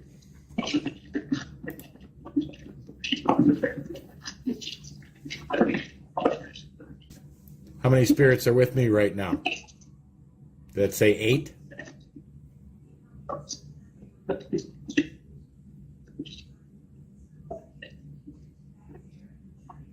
How many spirits are with me right now?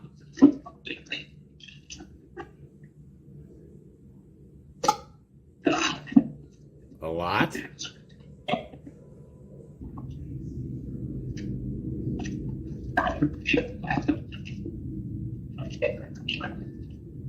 Where are you at right now?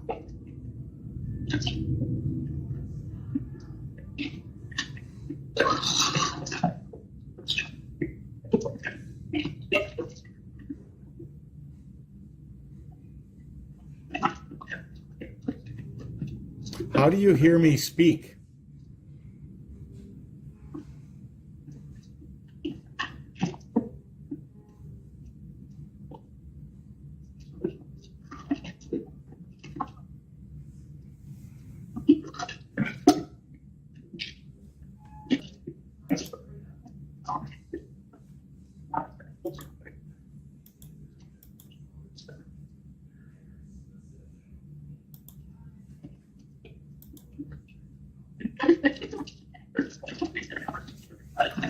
How do you hear me when I speak to you?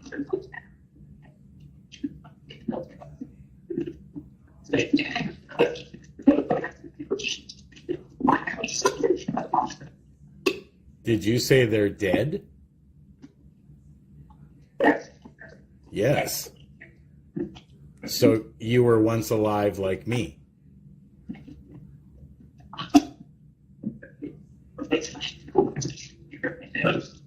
Yes. So are you on this planet as well?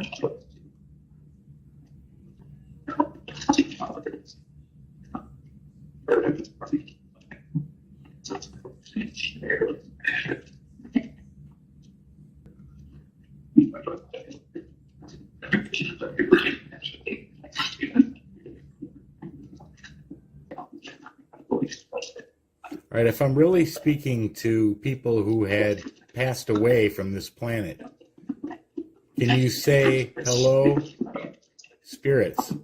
Sorry, you like being called spirits.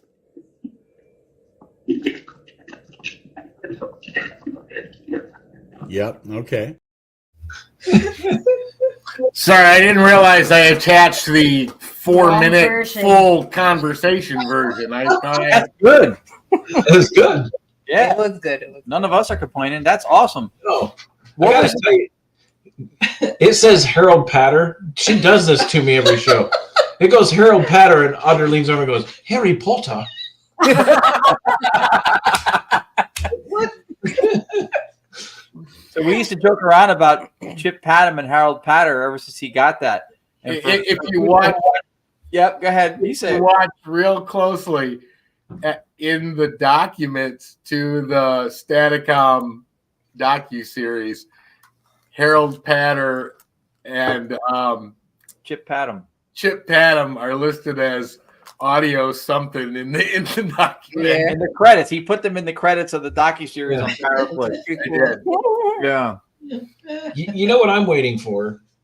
I'm waiting for the day you get a Staticom response when you go, can you say Tony Rathman? And one of them goes, are you not listening? I've had him say we did. Had it already. You keep asking. I keep asking it.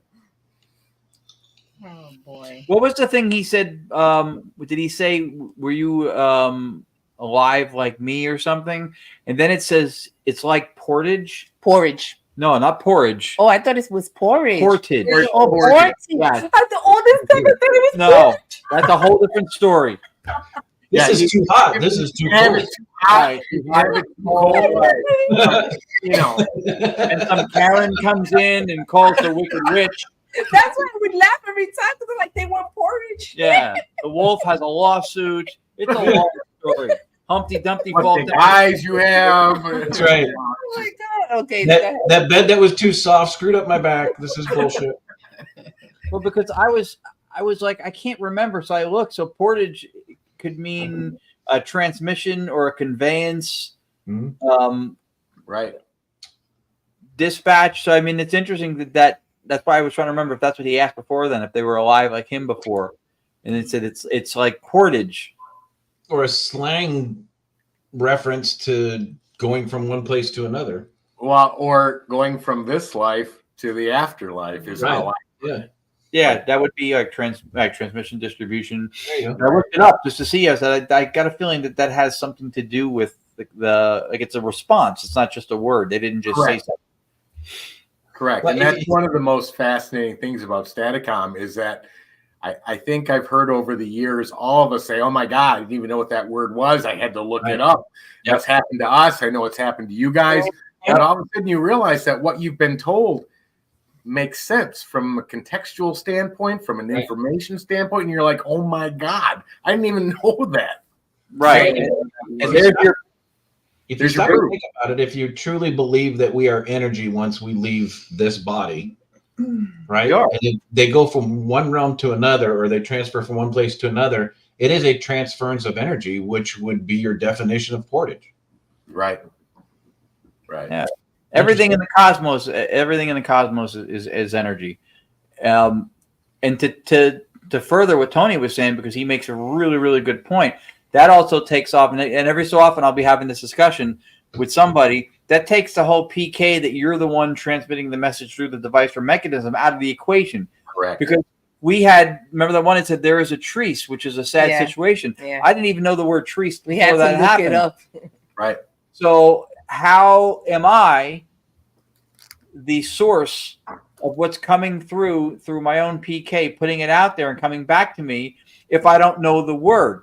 Right. You're now, not. if you attribute that to unitary consciousness and go, well, you're the source because you got it from unitary consciousness. Well, that doesn't make me the source. That makes consciousness the source. That makes me the transceiver through which it flowed. If it was something that I knew you could attribute to me, then my self-egoic experience that I reflect on in my reality would have had that. I did not know it. Right. Right. Good point. Great. Because if you take that as an explanation off the table, then that would say that at any given time, in any given situation, we all know everything because it's all available to us through unitary consciousness. Right. Or a matrix download of a thesaurus. One of the two. Right. Right. Good point, Melissa. And that's so true. Yep, that was that Konstantin Radovich said that he wondered if it doesn't seem like what we're doing is tantamount to wire. Yeah, right. Exactly. Put the glass against the wall, dude. Yeah. Pioneer of EVP and ITC, Konstantin Radovich. And I don't know if you and Lourdes had this when you started DRV, but I know our first connections via DRV, we heard them say, "Oh my God, they can hear us." Yeah, they were shocked the fact that we could respond to them. Yeah, and that to me was incredible. He can hear us. When we first started, and this is without the cleaning up of the white noise and all of that. No real time filtration. We was doing the boombox radio, just playing the radio on a Baron station, white noise, whatever. And remember that one that we got? Hear me, hear me, hear me. He kept saying it. Hear me, hear me. It was like 20 times. Yeah, there was no echo or reverb in play at all. It was just the radio. It was a repetition of hear me, hear me. He just kept saying it. Wow. If you think about it, some of the evidence that you guys have showed tonight is like different levels of consciousness, where you've got one guy going, "Look at me," because he's in the room with you, but he doesn't realize that you can't see him. And then you've got other ones where, "Oh my God, they can hear us," where they have a consciousness where they know that they are at a point in state of energy where you can't see them and they're not on your plane. So you've got different points of consciousness from spirit to spirit. Well, if you look at all the technology that was used throughout the years to communicate, it's evolved, and Staticom is evolving it even further. But for them to be able to get that level of almost what I guess I would term as almost instantaneous conversation back and forth, they're probably not used to that. Right. At least, I don't know how many different beings lived on this planet prior to humans, but at least in human terms of time frame, DRV spirit boxes do work, don't get me wrong, but that level for them to be able to go like, "Oh my gosh, I just said that, he just heard it." Like when that one guy said Richie, and I said, "Did someone just say Richie?" He's like, "Oh shit, I'm scared when I talk. I feel so silly." That was his reaction to him realizing I heard what he said. Well, it almost makes you wonder if you're picking up, like you got the guy that says, "Look at me," where he's in the room. And it almost makes you wonder if Staticom's crossing over and picking up conversations that are not in the current area of where you're at. So you got the one guy in the room saying, "Look at me," and then you've got other ones going, "Oh my God, they can hear us." Like, we're not even there. How the fuck are they picking us up? No doubt about that. And I like the way Ron always expresses this, but there is can't think of the term. The whole time space relevant thing. Oh, no linear time and spirit in the realm of spirit. Correct. Or spatial. So, and we've proven that doing lives with Staticom, where Chris, you wrote a word out, Ron's running the machine, we're asking questions, and we told them to go look at what you wrote. They went, looked, came back to Ron's machine, answered so that we all could hear it. Yeah. I mean, that doesn't exist. So they do have that. Yeah, but it's a non-locality. Non-locality, but it's also the whole point of what Ron was saying. You can't call a place haunted based on the fact that you get voices, because they're not confined to a location. They can communicate from anywhere. Yeah, at least that's what I believe.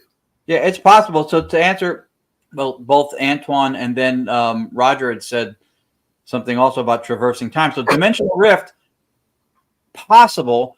The problem with some of that stuff theoretically is even like with string theory, right? It's these oscillating strings that are between dimensions, and it can, you can communicate or whatever, can happen.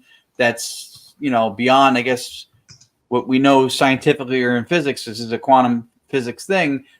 But when those kind of things come up theoretically, the one question that gets dodged or we haven't really heard an answer to is, what exactly are those strings? Right.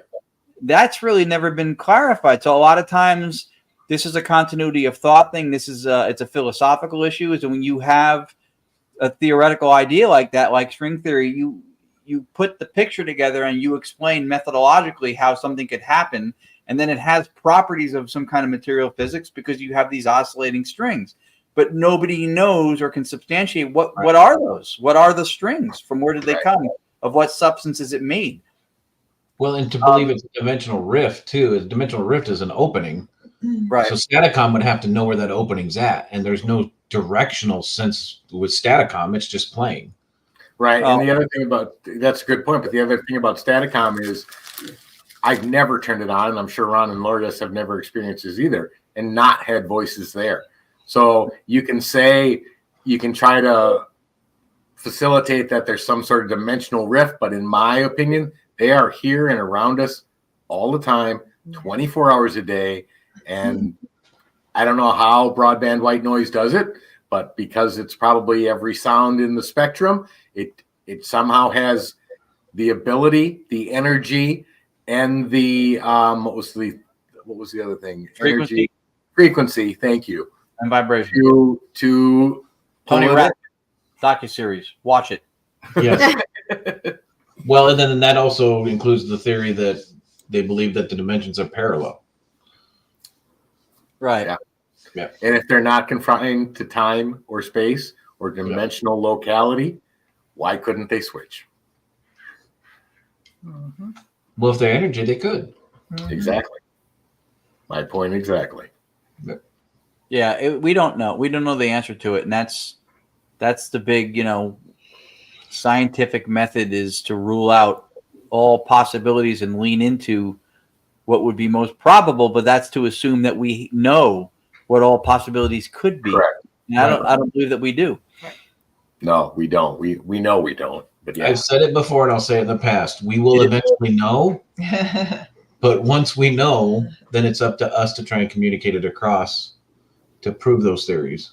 Yeah, and that may be why Konstantin Radovich came through to George Meek, to Mark Macy on verifiable calls and communications to answer Roger's question too, traversing time space. That's part of what we're trying to figure out, because we don't think there is a traversing of time space, especially if communication is happening through unitary consciousness, of which we are localized manifestations or alters of, then everything is, like Tony said, with spirit, is around us. So it doesn't have to traverse time. It gives off what appears to be superluminal contact, which is faster than the speed of light because it's instantaneous. But that's because theoretically it may not be traversing any distance. It may already be on the outside of the periphery of knowledge. And there's probably no time for them because that's a man-made construct. So that's right. And who knows, our physical bodies might be creating an insulator that prevents us from communicating with them and seeing them. And no doubt about that. Maybe that's why people with the metaphysical abilities, they're above and beyond that insulation, or can reach through the insulation, and that's why they can see, hear, and feel. Right. You know what I mean? Bill Murphy from Fact or Fake is doing some brilliant research on what's called torsion fields, which is the ability of the body to conduct and carry those electromagnetic signals, which could be part of explaining the connection to the chakras, the third eye, the electromagnetic capability of us to plug in and communicate, not just through the transceiver of brain. It's fascinating. I read he sent me one of his papers. So I don't know if he has it published for people to read, but really, really interesting. I mentioned it, I think, in the last book, just that he was doing that kind of research, and it's worth taking a little bit of a deep dive into, because it is an element of something that we don't have the answer to. And so all these different possibilities being explored is important. Again, the continuity of thought thing is what leads us, I think, to new discoveries a lot of times. When we think something through and we stop at the axiom and we just accept it, that's where research and growth stops. Mm-hmm. Right? Because that was always my question when people go, well, what's the frequency the ghosts are on? Do you know what frequency they're on? I don't think there's a ghost frequency. And if you're going to say they don't have time, space, linear, then we have it. Frequency for us is what? Oscillations per second. So the measure can't be the same unit of measure if they don't even have time the way that we. It has to be something more along what Tony explains with energy and vibration, perhaps, not necessarily frequency. And even that, it's we don't have a glimpse into the source. Yeah, we don't know. We don't know how they do it. That's a possibility.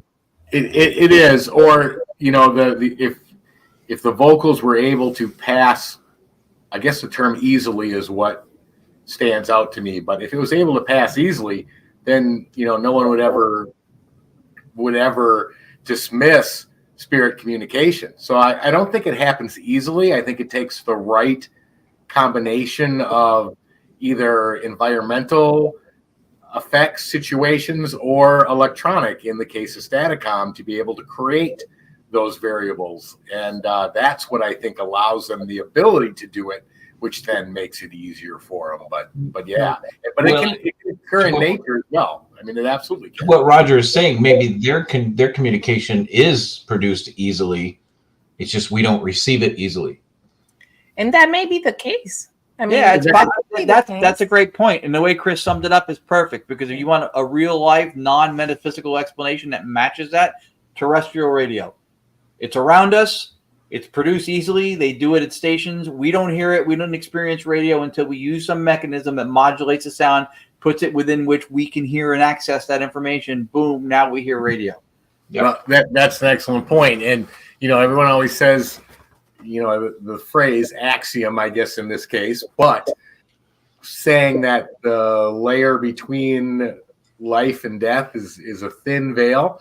Yeah. Well, to me, that thin veil is this body. Our hearing drops off at 20 hertz and 20 kilohertz. Our eyesight sees visual light only, does not see full spectrum, does not see infrared. There are more light spectrums we don't see than the one we see. There are many more variables of hearing than what we can hear. It is our own human body to give us that human experience that is the barrier between life and death. This is a year-end show.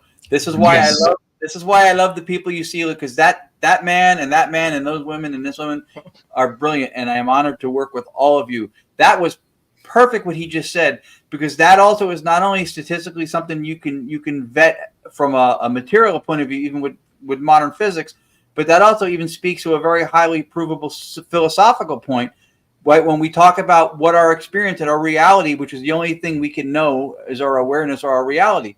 Within your psyche, your self-egoic experience, you'll have certain things that through sensory input you'll experience, and some things you won't. If you go outside, thanks, Antoine. When you go outside during the day, stars in the night sky, to Tony's point about the physical veil being the actual veil, the night stars that you experience at night are still there when you go out during the day. But your sensory input, which your reflective experience, is obfuscating those things because of the lights and the sun and the noise. And so you're not experiencing those things. It doesn't mean they're not there. Right. So your brain is a transceiver, and it's getting information that, when I say self-egoic or reflective, those are the things that you focus on, and those are the things that are repeated over and over again in your psyche, and those are what your reality is at the given time. So it doesn't mean when you dial into 92.5 FM that the rest of the frequency band is not there. It means that your experience is that. And when Tony likened it to the veil, yep, there it is. And there's your correlation to it from a philosophical and a physical point. Perfect. Love that. Awesome. Damn, do we end this shit good or what? That's right, y'all. All right, we got 2 more clips. Your instrument, bad connection. That no pun intended, right? No, this is when we built out Staticom from direct radio voice. I started on I know. Well, it's like check your equipment. Yeah. Well, I started out on a Windows Surface tablet computer, which is a glorified tablet, and it's a great machine. But it became to the point when we were running Staticom that 98, 97, 96%, 99 of all the resources of the computer were being used. And the sound started to skip and buffer. And I had to get a new computer and I get everything back up and running again. And I would not have been able to do that without throwing myself off the bridge with the laptop if it had not been for the help of Tony Rathman. He talked me off of the ledge probably more than once during a 2-week period. trying to get it back up to speed. And then I made an advancement on it a couple of days later that I shared with him. And he goes, "Thanks so much." I went, "I couldn't have done it if you didn't help me." Well, you know what? That worked both ways, though. If we're ever on that ledge together, we're done. We're done. Just jump. Just jump because we're both going over. Yeah. No, that's true. It has not happened at the same time. So this was a night that I was able to correct it, this clip. But before I corrected it, you hear it skipping and then we got it working temporarily, and I freed up some resources, and then we asked the spirits what happened to us, and then they commented exactly on what was going on. All right, so here we go. Good stuff.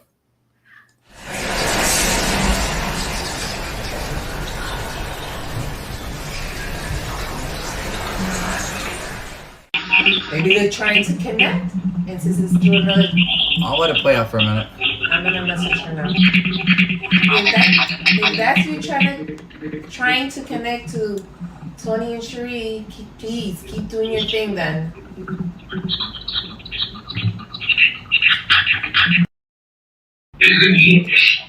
What happened here? What happened to us?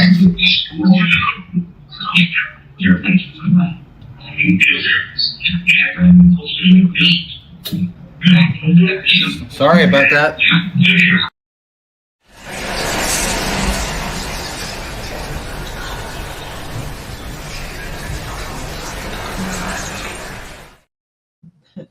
That's awesome. Cool. Just awesome. Intelligence. Bad connection. No, the question, the response to it, the intelligence, the fact that they were aware that his instrument, meaning Staticom or DRV, whatever that was, Staticom, I believe, knew there was pulsing going on, that it wasn't working correctly. Yeah. I mean, that coming from a disembodied intelligence, incredible. Just it's incredible. Yeah, that when I heard that, I was like, I apologize. I was sorry about that. Sorry. Because I heard it, I was like, wow. Yeah, exactly. I said, what happened to us? And they said it. I mean, that's. Yeah. Yes. Yeah, Chad.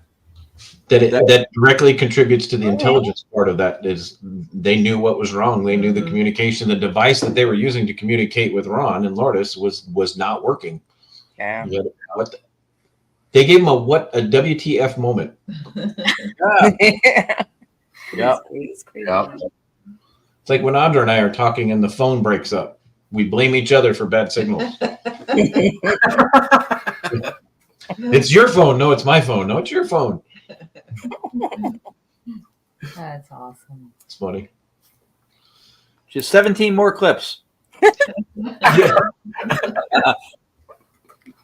Wow, Wes Coleman, he's awesome. Hi, Wes. And it could be some interdimensionary being, not necessarily a spirit. That's true. Spirit could be interdimensional beings. It could be spirits, jinn, extraterrestrial. We don't know. If you can make some kind of a caller ID or to the spirit world, that's where your fortune lies in the paranormal, because we don't have the ability to trace the call or the communication back.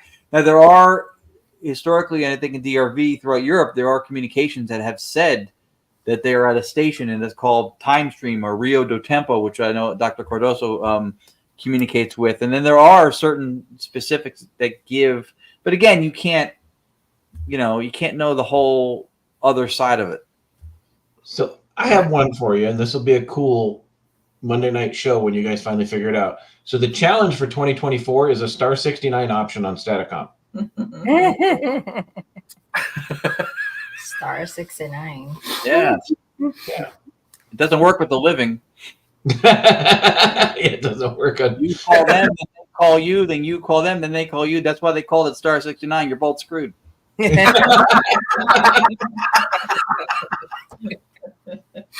Or if you call them and they don't call you back, it's a 68. I did you owe me one. Let me tell you, Todd and Carmela would be there if we did pull an all-nighter and we showed like 75 more clips. Man. When I was running that Staticom live, I was just trying to get stuff worked out, and I was having trouble making the whatever sound right, and and I got it working, and he was there. Like I had to put him to bed basically through Staticom. We take a collect call, maybe. I'm gonna say no, though. I don't know. That's expensive. Now it's funny, Roger. That would be awesome. Maybe at the beginning of each session, you could ask how well the receiver. That's Nashova. That's a great question, and actually, that is something we've done sometimes. Ago, we ask how they can hear us. We ask if they can hear us. That's a really good, and that's good that you brought it up because that's a good teaching point. I think Tony, you guys do that also, right? You open sessions all the time. You'll ask if the contact is clear. Can they hear you okay? Yeah, and we ask how they're hearing us, and that was the answer to it. I didn't realize I played the long version, but energy of your mind. What kind of response you guys would get if you asked, what can we do to hear you more clearly? We have asked for technical advice. Yeah. Usually how that works at Mifflin. Yeah, Wes, we should do it at Fort Mifflin. We're looking forward to working with you this year anyway. We should do it at Fort Mifflin when you're there. You know what I wanted to say earlier? One of my favorite moments in DRV Staticom in the 6 years, almost whatever, so we're doing this, was when Tony called up and he goes, this is the first time this has ever happened to me before. I went, what happened? He goes, they asked me a question. And I was like, 7-minute conversation. And I wasn't asking the questions. And yes, Ron's exactly right. It was the one, go to my YouTube channel, Entity Voices Paranormal Investigation. It's called Treasure. And it's like 7 minutes long. And they're asking me to help them and find this treasure. And there may have been some conversation after that, but I didn't post any of that for some reason. Because Tony wants to find the flipping treasure. Oh, yeah. Yeah. It's got 75 metal detectors. That's right. That's not what those are for. Yeah. Tony's got more metal detectors than paranormal equipment. That's a lot. Cherie lost some paper clips. I was trying to help her out. Hey, when it takes you longer to unload your metal detectors than it does to unload your paranormal equipment, and it takes forever to help Tony unload his paranormal equipment. Believe it or not, I think we have more paranormal. Well, I know we do, but we've probably got 10 or 11 detectors now. Yeah, 10. We got quite a few. Wow. From whites. In case one doesn't work or what? Well, I mean, like whites, I have 3 whites, top of the line whites, but whites doesn't even exist anymore. Right. So when we upgraded last time, we went to Mind Lab, which very nice. But then there's this new company. Oh, sorry, I'm getting way off track. We got a lot of metal detectors. Now it's ecstatic com. Yeah. Ecstatic-com. All right, we have one more clip. And this is Uncle the clip. Giuseppe's request. Oh, yes, and it's a good request. It's a good request. Yep. This is a location that is very near and dear to our hearts. I've never missed an abandoned hospital in my life as much as I've missed this one. And I've been in a lot of hospitals, y'all. I've never missed a hospital like I missed this hospital. This is the Phelps Dodge Mining Hospital in Ajo, Arizona. And this is the very last investigation ever done in the hospital before it was sold and closed off and not allowed to do any more investigations in anymore. The new owners can kiss my ass. You guys suck. We never got to go because of that. We were 2 Yeah. weeks away from booking a ticket, if that. We were about to book it, and then we ended up doing the 4-mansion tour with them coming here, but we were about to go to Ajo. Right. Absolutely. I am very happy for the ex-owner because if anybody deserved to sell that place, that man did. Yeah, He did. literally almost died for that hospital. Yeah. Literally. Yeah. But the new owners, What is it? yeah. What is that? Yeah. Oh shit. Anyway, here is the last and the best clip. We have seen this multiple times with our own eyes. Tony finally caught it on camera. Yeah. Tony and Cherie. Sorry, Cherie. Tony and Cherie finally caught this. You got to give Cherie credit if she slept in that damn hospital that night. It's not Staticom evidence. It's not Staticom. No. There you go, Roger. The new owners can suck it. Yeah. Yeah, this was my what the F moment when I watched, because I didn't see this with my own eyes. It was captured on the cameras. I tell you what, though, for the Phelps Dodge Mining Hospital, this is the coup de grace. Yeah. This is the best visual evidence of an autonomous entity navigating any place that I've seen. And I'm not saying there isn't anything better. I'm just saying if there is, I haven't seen it. Yeah. And you guys were sleeping, right, when it was captured, right? Absolutely. We have the other camera showing, and they're time stamped. You can see that we're all asleep. This was something like 5:50 a.m. or 5:55, just before 6. Sun had just come up. And for everybody watching, let me give you a concept. We have done Trans-Allegheny twice. Noted as one of the most haunted hospitals in the world, Trans-Allegheny. We didn't catch in 2 investigations the amount of evidence we would catch in 2 investigations at the hospital, at the Phelps Dodge Mining Hospital. This was my most, in the 20 odd years that I've been investigating, this is my favorite, absolute favorite location. So here we go.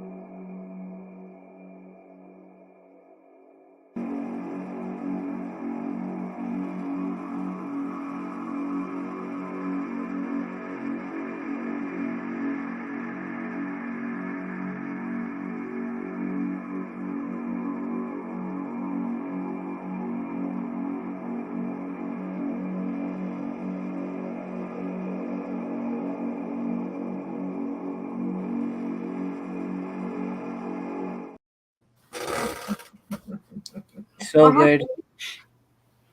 That's insane. So good.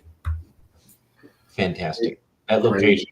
Crazy. Oh, it is crazy. It's mind blowing. It walks towards like the camera. Stops, turns, looks 3-dimensional to me. I mean, shadows don't usually leave the wall. This thing went from the light into the darkest part of the hallway. The only light was coming through the windows. This was 2nd floor, so even somebody outside couldn't have cast a shadow into the hallway, let alone taking their shadow off the wall. This thing, it's crazy. No, and then it got his buddy. To give you all a concept, that's facing down on this side. On the left side of the hall, looking in that direction, is the X-ray room. On the right side of the hall is the surgery room, the major surgery room. There's a glass block window that's probably 6 foot by, now it's more like 8 foot by 6 foot wide on the surgery wall. That glass block window is approximately 32 feet above ground level. Yeah. On the opposite side, all those windows were covered with black construction paper. How do I know that? I did it. Right. So there's no light coming in from the south. The north is to the right. Correct. So 32 feet, minimum 32 feet. It was the 3rd story from that side of the building. Yeah. And each story is approximately 10 to 11 to 12 feet tall, depending on the specs of the building. So you're talking a minimum of 30 feet. And then that window was approximately 2.5 feet above the floor. So you're talking 32 to 33 feet above ground level. Right. Not possible. Yeah. Yeah. Not possible. That's just insane. That it really is. That video is insane. It would do it a huge disservice to have arrows and circles and any of that stuff. It tells you where you're supposed to look, because if you're not seeing that, right in the middle of the screen. If you're not seeing it on that, you're in the wrong field. It's hard to catch one, and that's great. And you caught two. Well, that was the second shocker. As I'm watching the first one wander through the hall, and then it disappears, and then I see it go across, and then another one, smaller one, little rounder. I know. I'm like, there's two. There's two. The Phelps Dodge Mining Hospital is the only location I've ever investigated where, as a metaphysical person, as a paranormal investigator, as a situational awareness, data-based, fact-driven, give me evidence or don't give me shit type of investigator, all those combinations, I experienced every level of investigating that I could possibly experience in that hospital. Yeah, I miss that location. And it's a shame. And when Tony first showed it to us, he mentioned, I think this bears an intent aspect to it, but not his necessarily. That was the last night that he was allowed in that facility. Right. He did not know that at the time. Right. But they probably did. But that's what Cherie said. Yeah. She goes, you know what? They let us have proof because they knew we were done. Yeah. And we, 3 years, 4, however long we ran it? I think 3 years. 3 something, right, 3, Chris? yeah. Audra, 3 years. Well, we had it before they came in, but yeah, you guys were running about 6 months prior to us joining. Yeah. Mm-hmm. And so, this is like 3 weeks prior to knowing that the hospital has been sold. Right. Yes. That video took place after we moved to North Carolina in August of 2020. Right. Correct. And then we found out a couple weeks later that we were It's probably saying a bye-bye to us. That's what the thought process was. And you want to talk about a location, didn't matter what time of day, Yeah. you got the same activity. Right. Activity would nonstop, doesn't matter what time of day. I have evidence from 10:30 in the morning till 3 a.m. at night to insane amount of activity in that place. Why do I have this vision of Tony like what's his face from Mission Impossible, Tom Cruise, being airlifted into the Phelps Dodge with Saturn just to see what happens. Yeah. Because the last time Chris checked the roof, all I would need to do is I wouldn't even be airlifted. Well, no, you could drop it back in. Right in, yeah. Because the roof's like gone. Wow. So Chris doesn't get afraid of much. When I went up on that roof the last time, I was scared to walk across that roof. I literally thought I was going to fall through that fucking thing. It was bad. Yeah. I would almost venture to say at this point with the monsoons that they have in Arizona that I wouldn't be surprised if that roof was already collapsed at this point. We haven't been down there. Have we even been? No. We've never even went back down there, No, did we we? didn't. So yeah, you're probably right, Chris. Yeah. Maybe one of these days. Yeah. That is a perfect piece to end any show or anything with, because that is the best piece of video evidence I've ever seen. And again, I haven't seen everything, but I'm not wet behind the ears with this stuff either. I've seen a lot of videos and photos, and that's amazing. Like I said, when I checked the other cameras running, because every camera we had running throughout the hospital all went to a DVR. I'm going to screw this up. DVR. Thank you. I almost said DRV. To a DVR recorder, including a FLIR camera. And like I said, when you're switching through the multi-cameras, you can see this happening here, and you can see all three of us, Cherie, myself, and my son, Dylan, fast asleep, not moving, clear as can be, and you see it going up here on the other camera square layout. So that just blew my mind. Stuff was real. Yeah. I know. kidding. I know. Yeah, and show that's anything clear. Yeah, I haven't seen anything that clear either. A shadow figure, that's the clearest I have I've a ever seen. photo of a shadow figure from the Queen Mary, and it's a very impressive photo by the engine room of a shadow figure in the door, like a Grim Reaper, and that wowed me. And when I saw this video of those things walking around, I was like, well, like Chris said, we would spot these walking down the halls. We even got pictures. Chris is like, take a picture, Tony, right there. Just snap it. It's standing, and I didn't see it, but and it would show up in the picture. But when I saw this come across the camera, the hallway, I was like, oh my God. you know what? Joan. Hi, First of all, Joan. Joan is awesome. We know her from she lived up by New York. I think she's in North Carolina now. Oh, yeah, I told you about the Montgomery Yeah, house. so I she did. would love Montgomery. We would love to work with you. If you can work with Chris and Audra, Joan, you would love it. Trust me. Yeah, I already recommended them. Yep.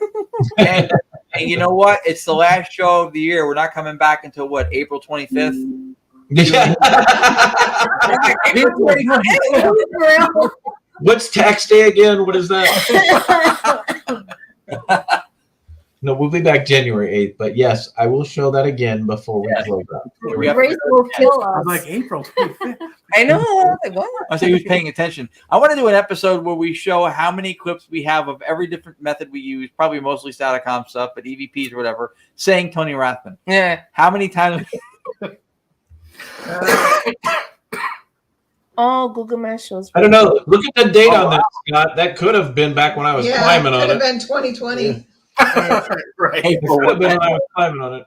Roger will be signed in Monday, waiting for April 25th. 5 more months and it starts. I can't wait to work with him too. He's awesome. He's great. Yeah, Roger's a good dude. All right, so here's that clip one more time.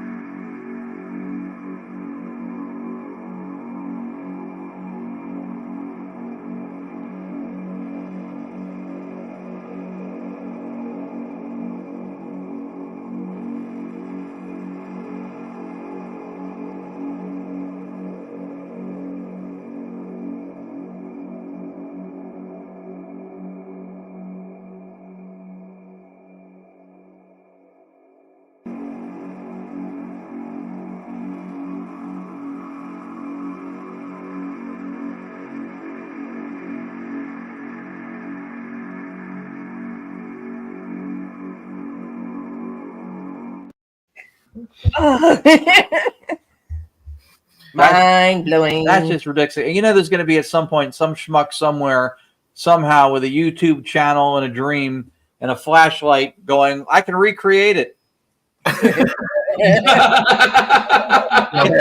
It's a hoax. Look, the dog knows. There's no way. There's no way. Tony Rathman has got more integrity than most people in the field probably will ever know. Thank His you. work is spot on. There's no way he would have faked it. He's got timestamps to prove it. That is the line between when people go, do you believe in this stuff? We believe in data. That's video capture, and that's unbelievable. We have a FLIR running, which was also we hooked it up, found a way to hook it up to the DVR. I know it's like DVR. I always wanted to say the other. TiVo. TiVo. It did. DVR. Yeah. It did not show up on the FLIR, which is just the craziest thing. But there was not even a disturbance on the FLIR. Nothing. We did. We did. Never heard a word. Yeah. As a matter of fact, we know of Susan. Susan. We know the other girl. Yeah, I can't remember her name. Okay, then I won't give my opinion. Give your opinion. I've seen the show. They don't they don't allow people to put on real paranormal evidence. Oh, okay. So we have to talk to Susan.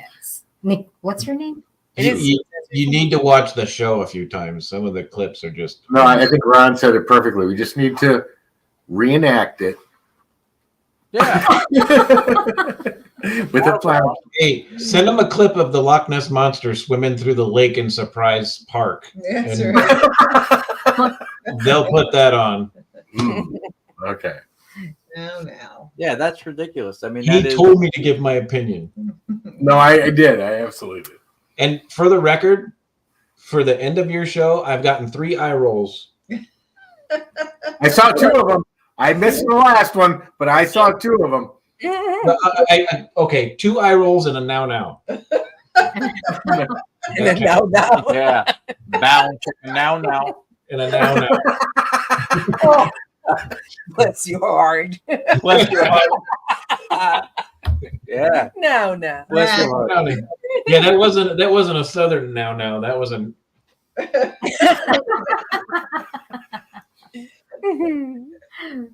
No, it's good that we did this type of show. It's good we did a long, I think, year-end show because we'll have a couple weeks off.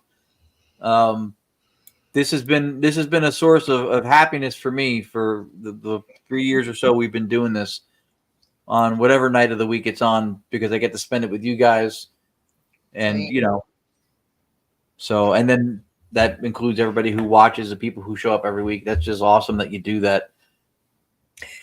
Is that show still on, the Ozzy Osbourne show? They haven't done a new one in a while. Because I think, honestly, they may put it on, and I think Ozzy Osbourne will be really I think it's better than Jack Paranormal Osbourne would probably Camera. like that. Yeah. If you guys want a more pure response to a paranormal clip, send it to Ozzy Osbourne. That I love watching that show because he just doesn't. The Osbournes one of them. Yeah, I like it. It's good. It's good. Yeah. It's a good one. Yes, and Merry Christmas, Happy Holidays to all. Everybody have a fantastic. Thank you guys for sticking with us for almost an hour and a half tonight. Hour. Hour and a half. Try again. 2.5. There you go. That's why I'm getting the now. Yep. We appreciate it, but what better way to end the year with EVPE than a 2.5 hour show showing some of our clips? I mean, Special treat. Special treat. It was great. I have one. It was great. Yeah, it was a fun show. I love watching everybody's stuff. It was. I can tell you all that us at EVPE will have a great and phenomenal new year because of the year that you guys have given us by watching us every week and enjoying the show with us, and your comments and the way you guys analyze and add to our conversations and some of the stuff. We have got some of the best viewers that I've ever seen on any podcast I've ever watched, and I watch a lot of them. I just don't admit it. You guys, the intelligence that not only comes from the 6 people that you see sitting here, but the intelligence that comes from our viewers is phenomenal. We have a group of viewers, and most of our viewers are phenomenal investigators that we have all worked with numerous times, and we love and enjoy every one of you guys. And we're thankful that you guys are here. Yes. Absolutely. So with that being said, we will be back on January 8th. Not April 25th. Not April 25th. Roger can rest. Roger can rest. And we are going to miss you guys that entire time. Don't ever think that we don't miss our viewers as much as we miss each other as a group. We love spending time together as a group, but we also enjoyed you guys coming in too, because some of the stuff that you guys add to our show is phenomenal. It's fantastic, and there'd be no reason for a show without them. So we thank you very, very much. Well, we could do a show without you guys. We just look like a bunch of losers doing a podcast and nobody watches. That's true. That's true. So you wouldn't be able to tell the difference, is what we're saying. Right. But we want to definitely wish you guys a Merry Christmas. Make sure you spend time with family, because family is one of the most important things. Make sure you spend time with your loved ones. Make sure you get out there, and giving is a lot better than receiving, as long as you're talking about presents and nothing else. Yes, and shameless plugs real fast too. Go for it. We'll be on Jotnik's Paranormal's Paranormal Lens with Chad Thomas and Jamie Widener tomorrow night at 9 p.m. Yeah, I think it's at 9 p.m. Yep, 9 p.m. tomorrow night, talking about Staticom. And then on Thursday, we are on another show. Yes. Yeah, I probably should have looked it up Yeah, earlier. I meant to tell you that before. But Crossroads with Crossroads Live. Yeah, with Jody Nettles is her name. Yep. Jody Nettles on So Thursday, and that's at 8:30. Thursday night. And that's the link for Chad show tomorrow night. There you go. Perfect, Chad. Thanks. Yep. I actually might do a Staticom Live after the show tonight. Maybe I'm playing around with some stuff. Tony and I need to get on the phone, because I know he's trying some new stuff. I've found something that might be beneficial to our process. Mine should have gone live yesterday, but I ran out of time. So next live I do, we'll see what happens. I'm sure it'll be good. I'm saying we need to talk, because I'm trying a couple things I think might be Merry Christmas. hopeful that something you might want to know about. Awesome. Merry Christmas, Mr. Antoine Ritter. Merry Christmas. Yes. Merry Christmas and Happy New Year's to everyone. Make sure you all tune in to Dimensions of the Supernatural on the 28th of December. You're going to see a shitload of great people on show that night. That is the year-end show for Dimensions of the Supernatural with Maureen Kaczynski and Anthony Simonelli. How you doing? I can tell you, Thursdays, right? People that you're looking at right here will be on the show, and there will be I'm trying to figure out how they're going to fit everybody on StreamYard. There's going to be a ton of great people and great investigators, great psychics, great sensitives on that show.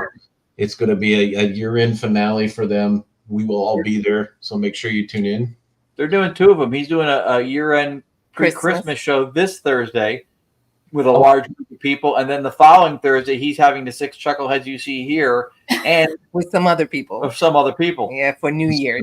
People. Yeah. So those will be pretty phenomenal shows. Make sure you guys go into the new year, and this is my opinion, which I rarely give. No, he's so quiet and shy. So a lot of people will, for the new year, I am very shy. Yeah. For the new year, everybody goes into a New Year's resolution and says, this is what I'm going to do over the next year to better ourselves.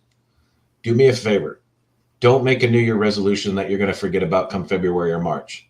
Make sure that you are spending every day making your life the best you can make it and making yourself better in every way.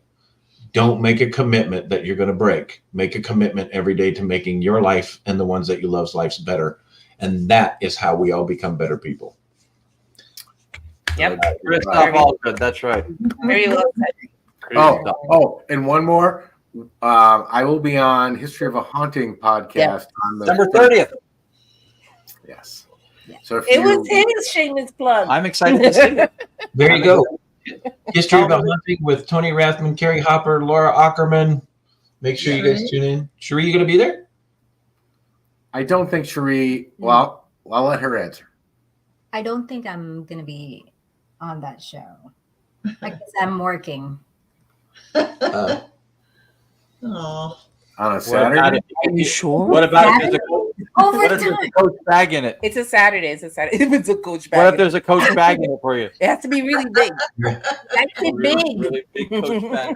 What if there's a coach bag in it for you that you can regift to your daughter for Christmas? There's always that little enticing possibilities there. Yes. Just have a shared Amazon account and look in their list. That's the best way to get present ideas. Oh, that. click buy now. Yeah.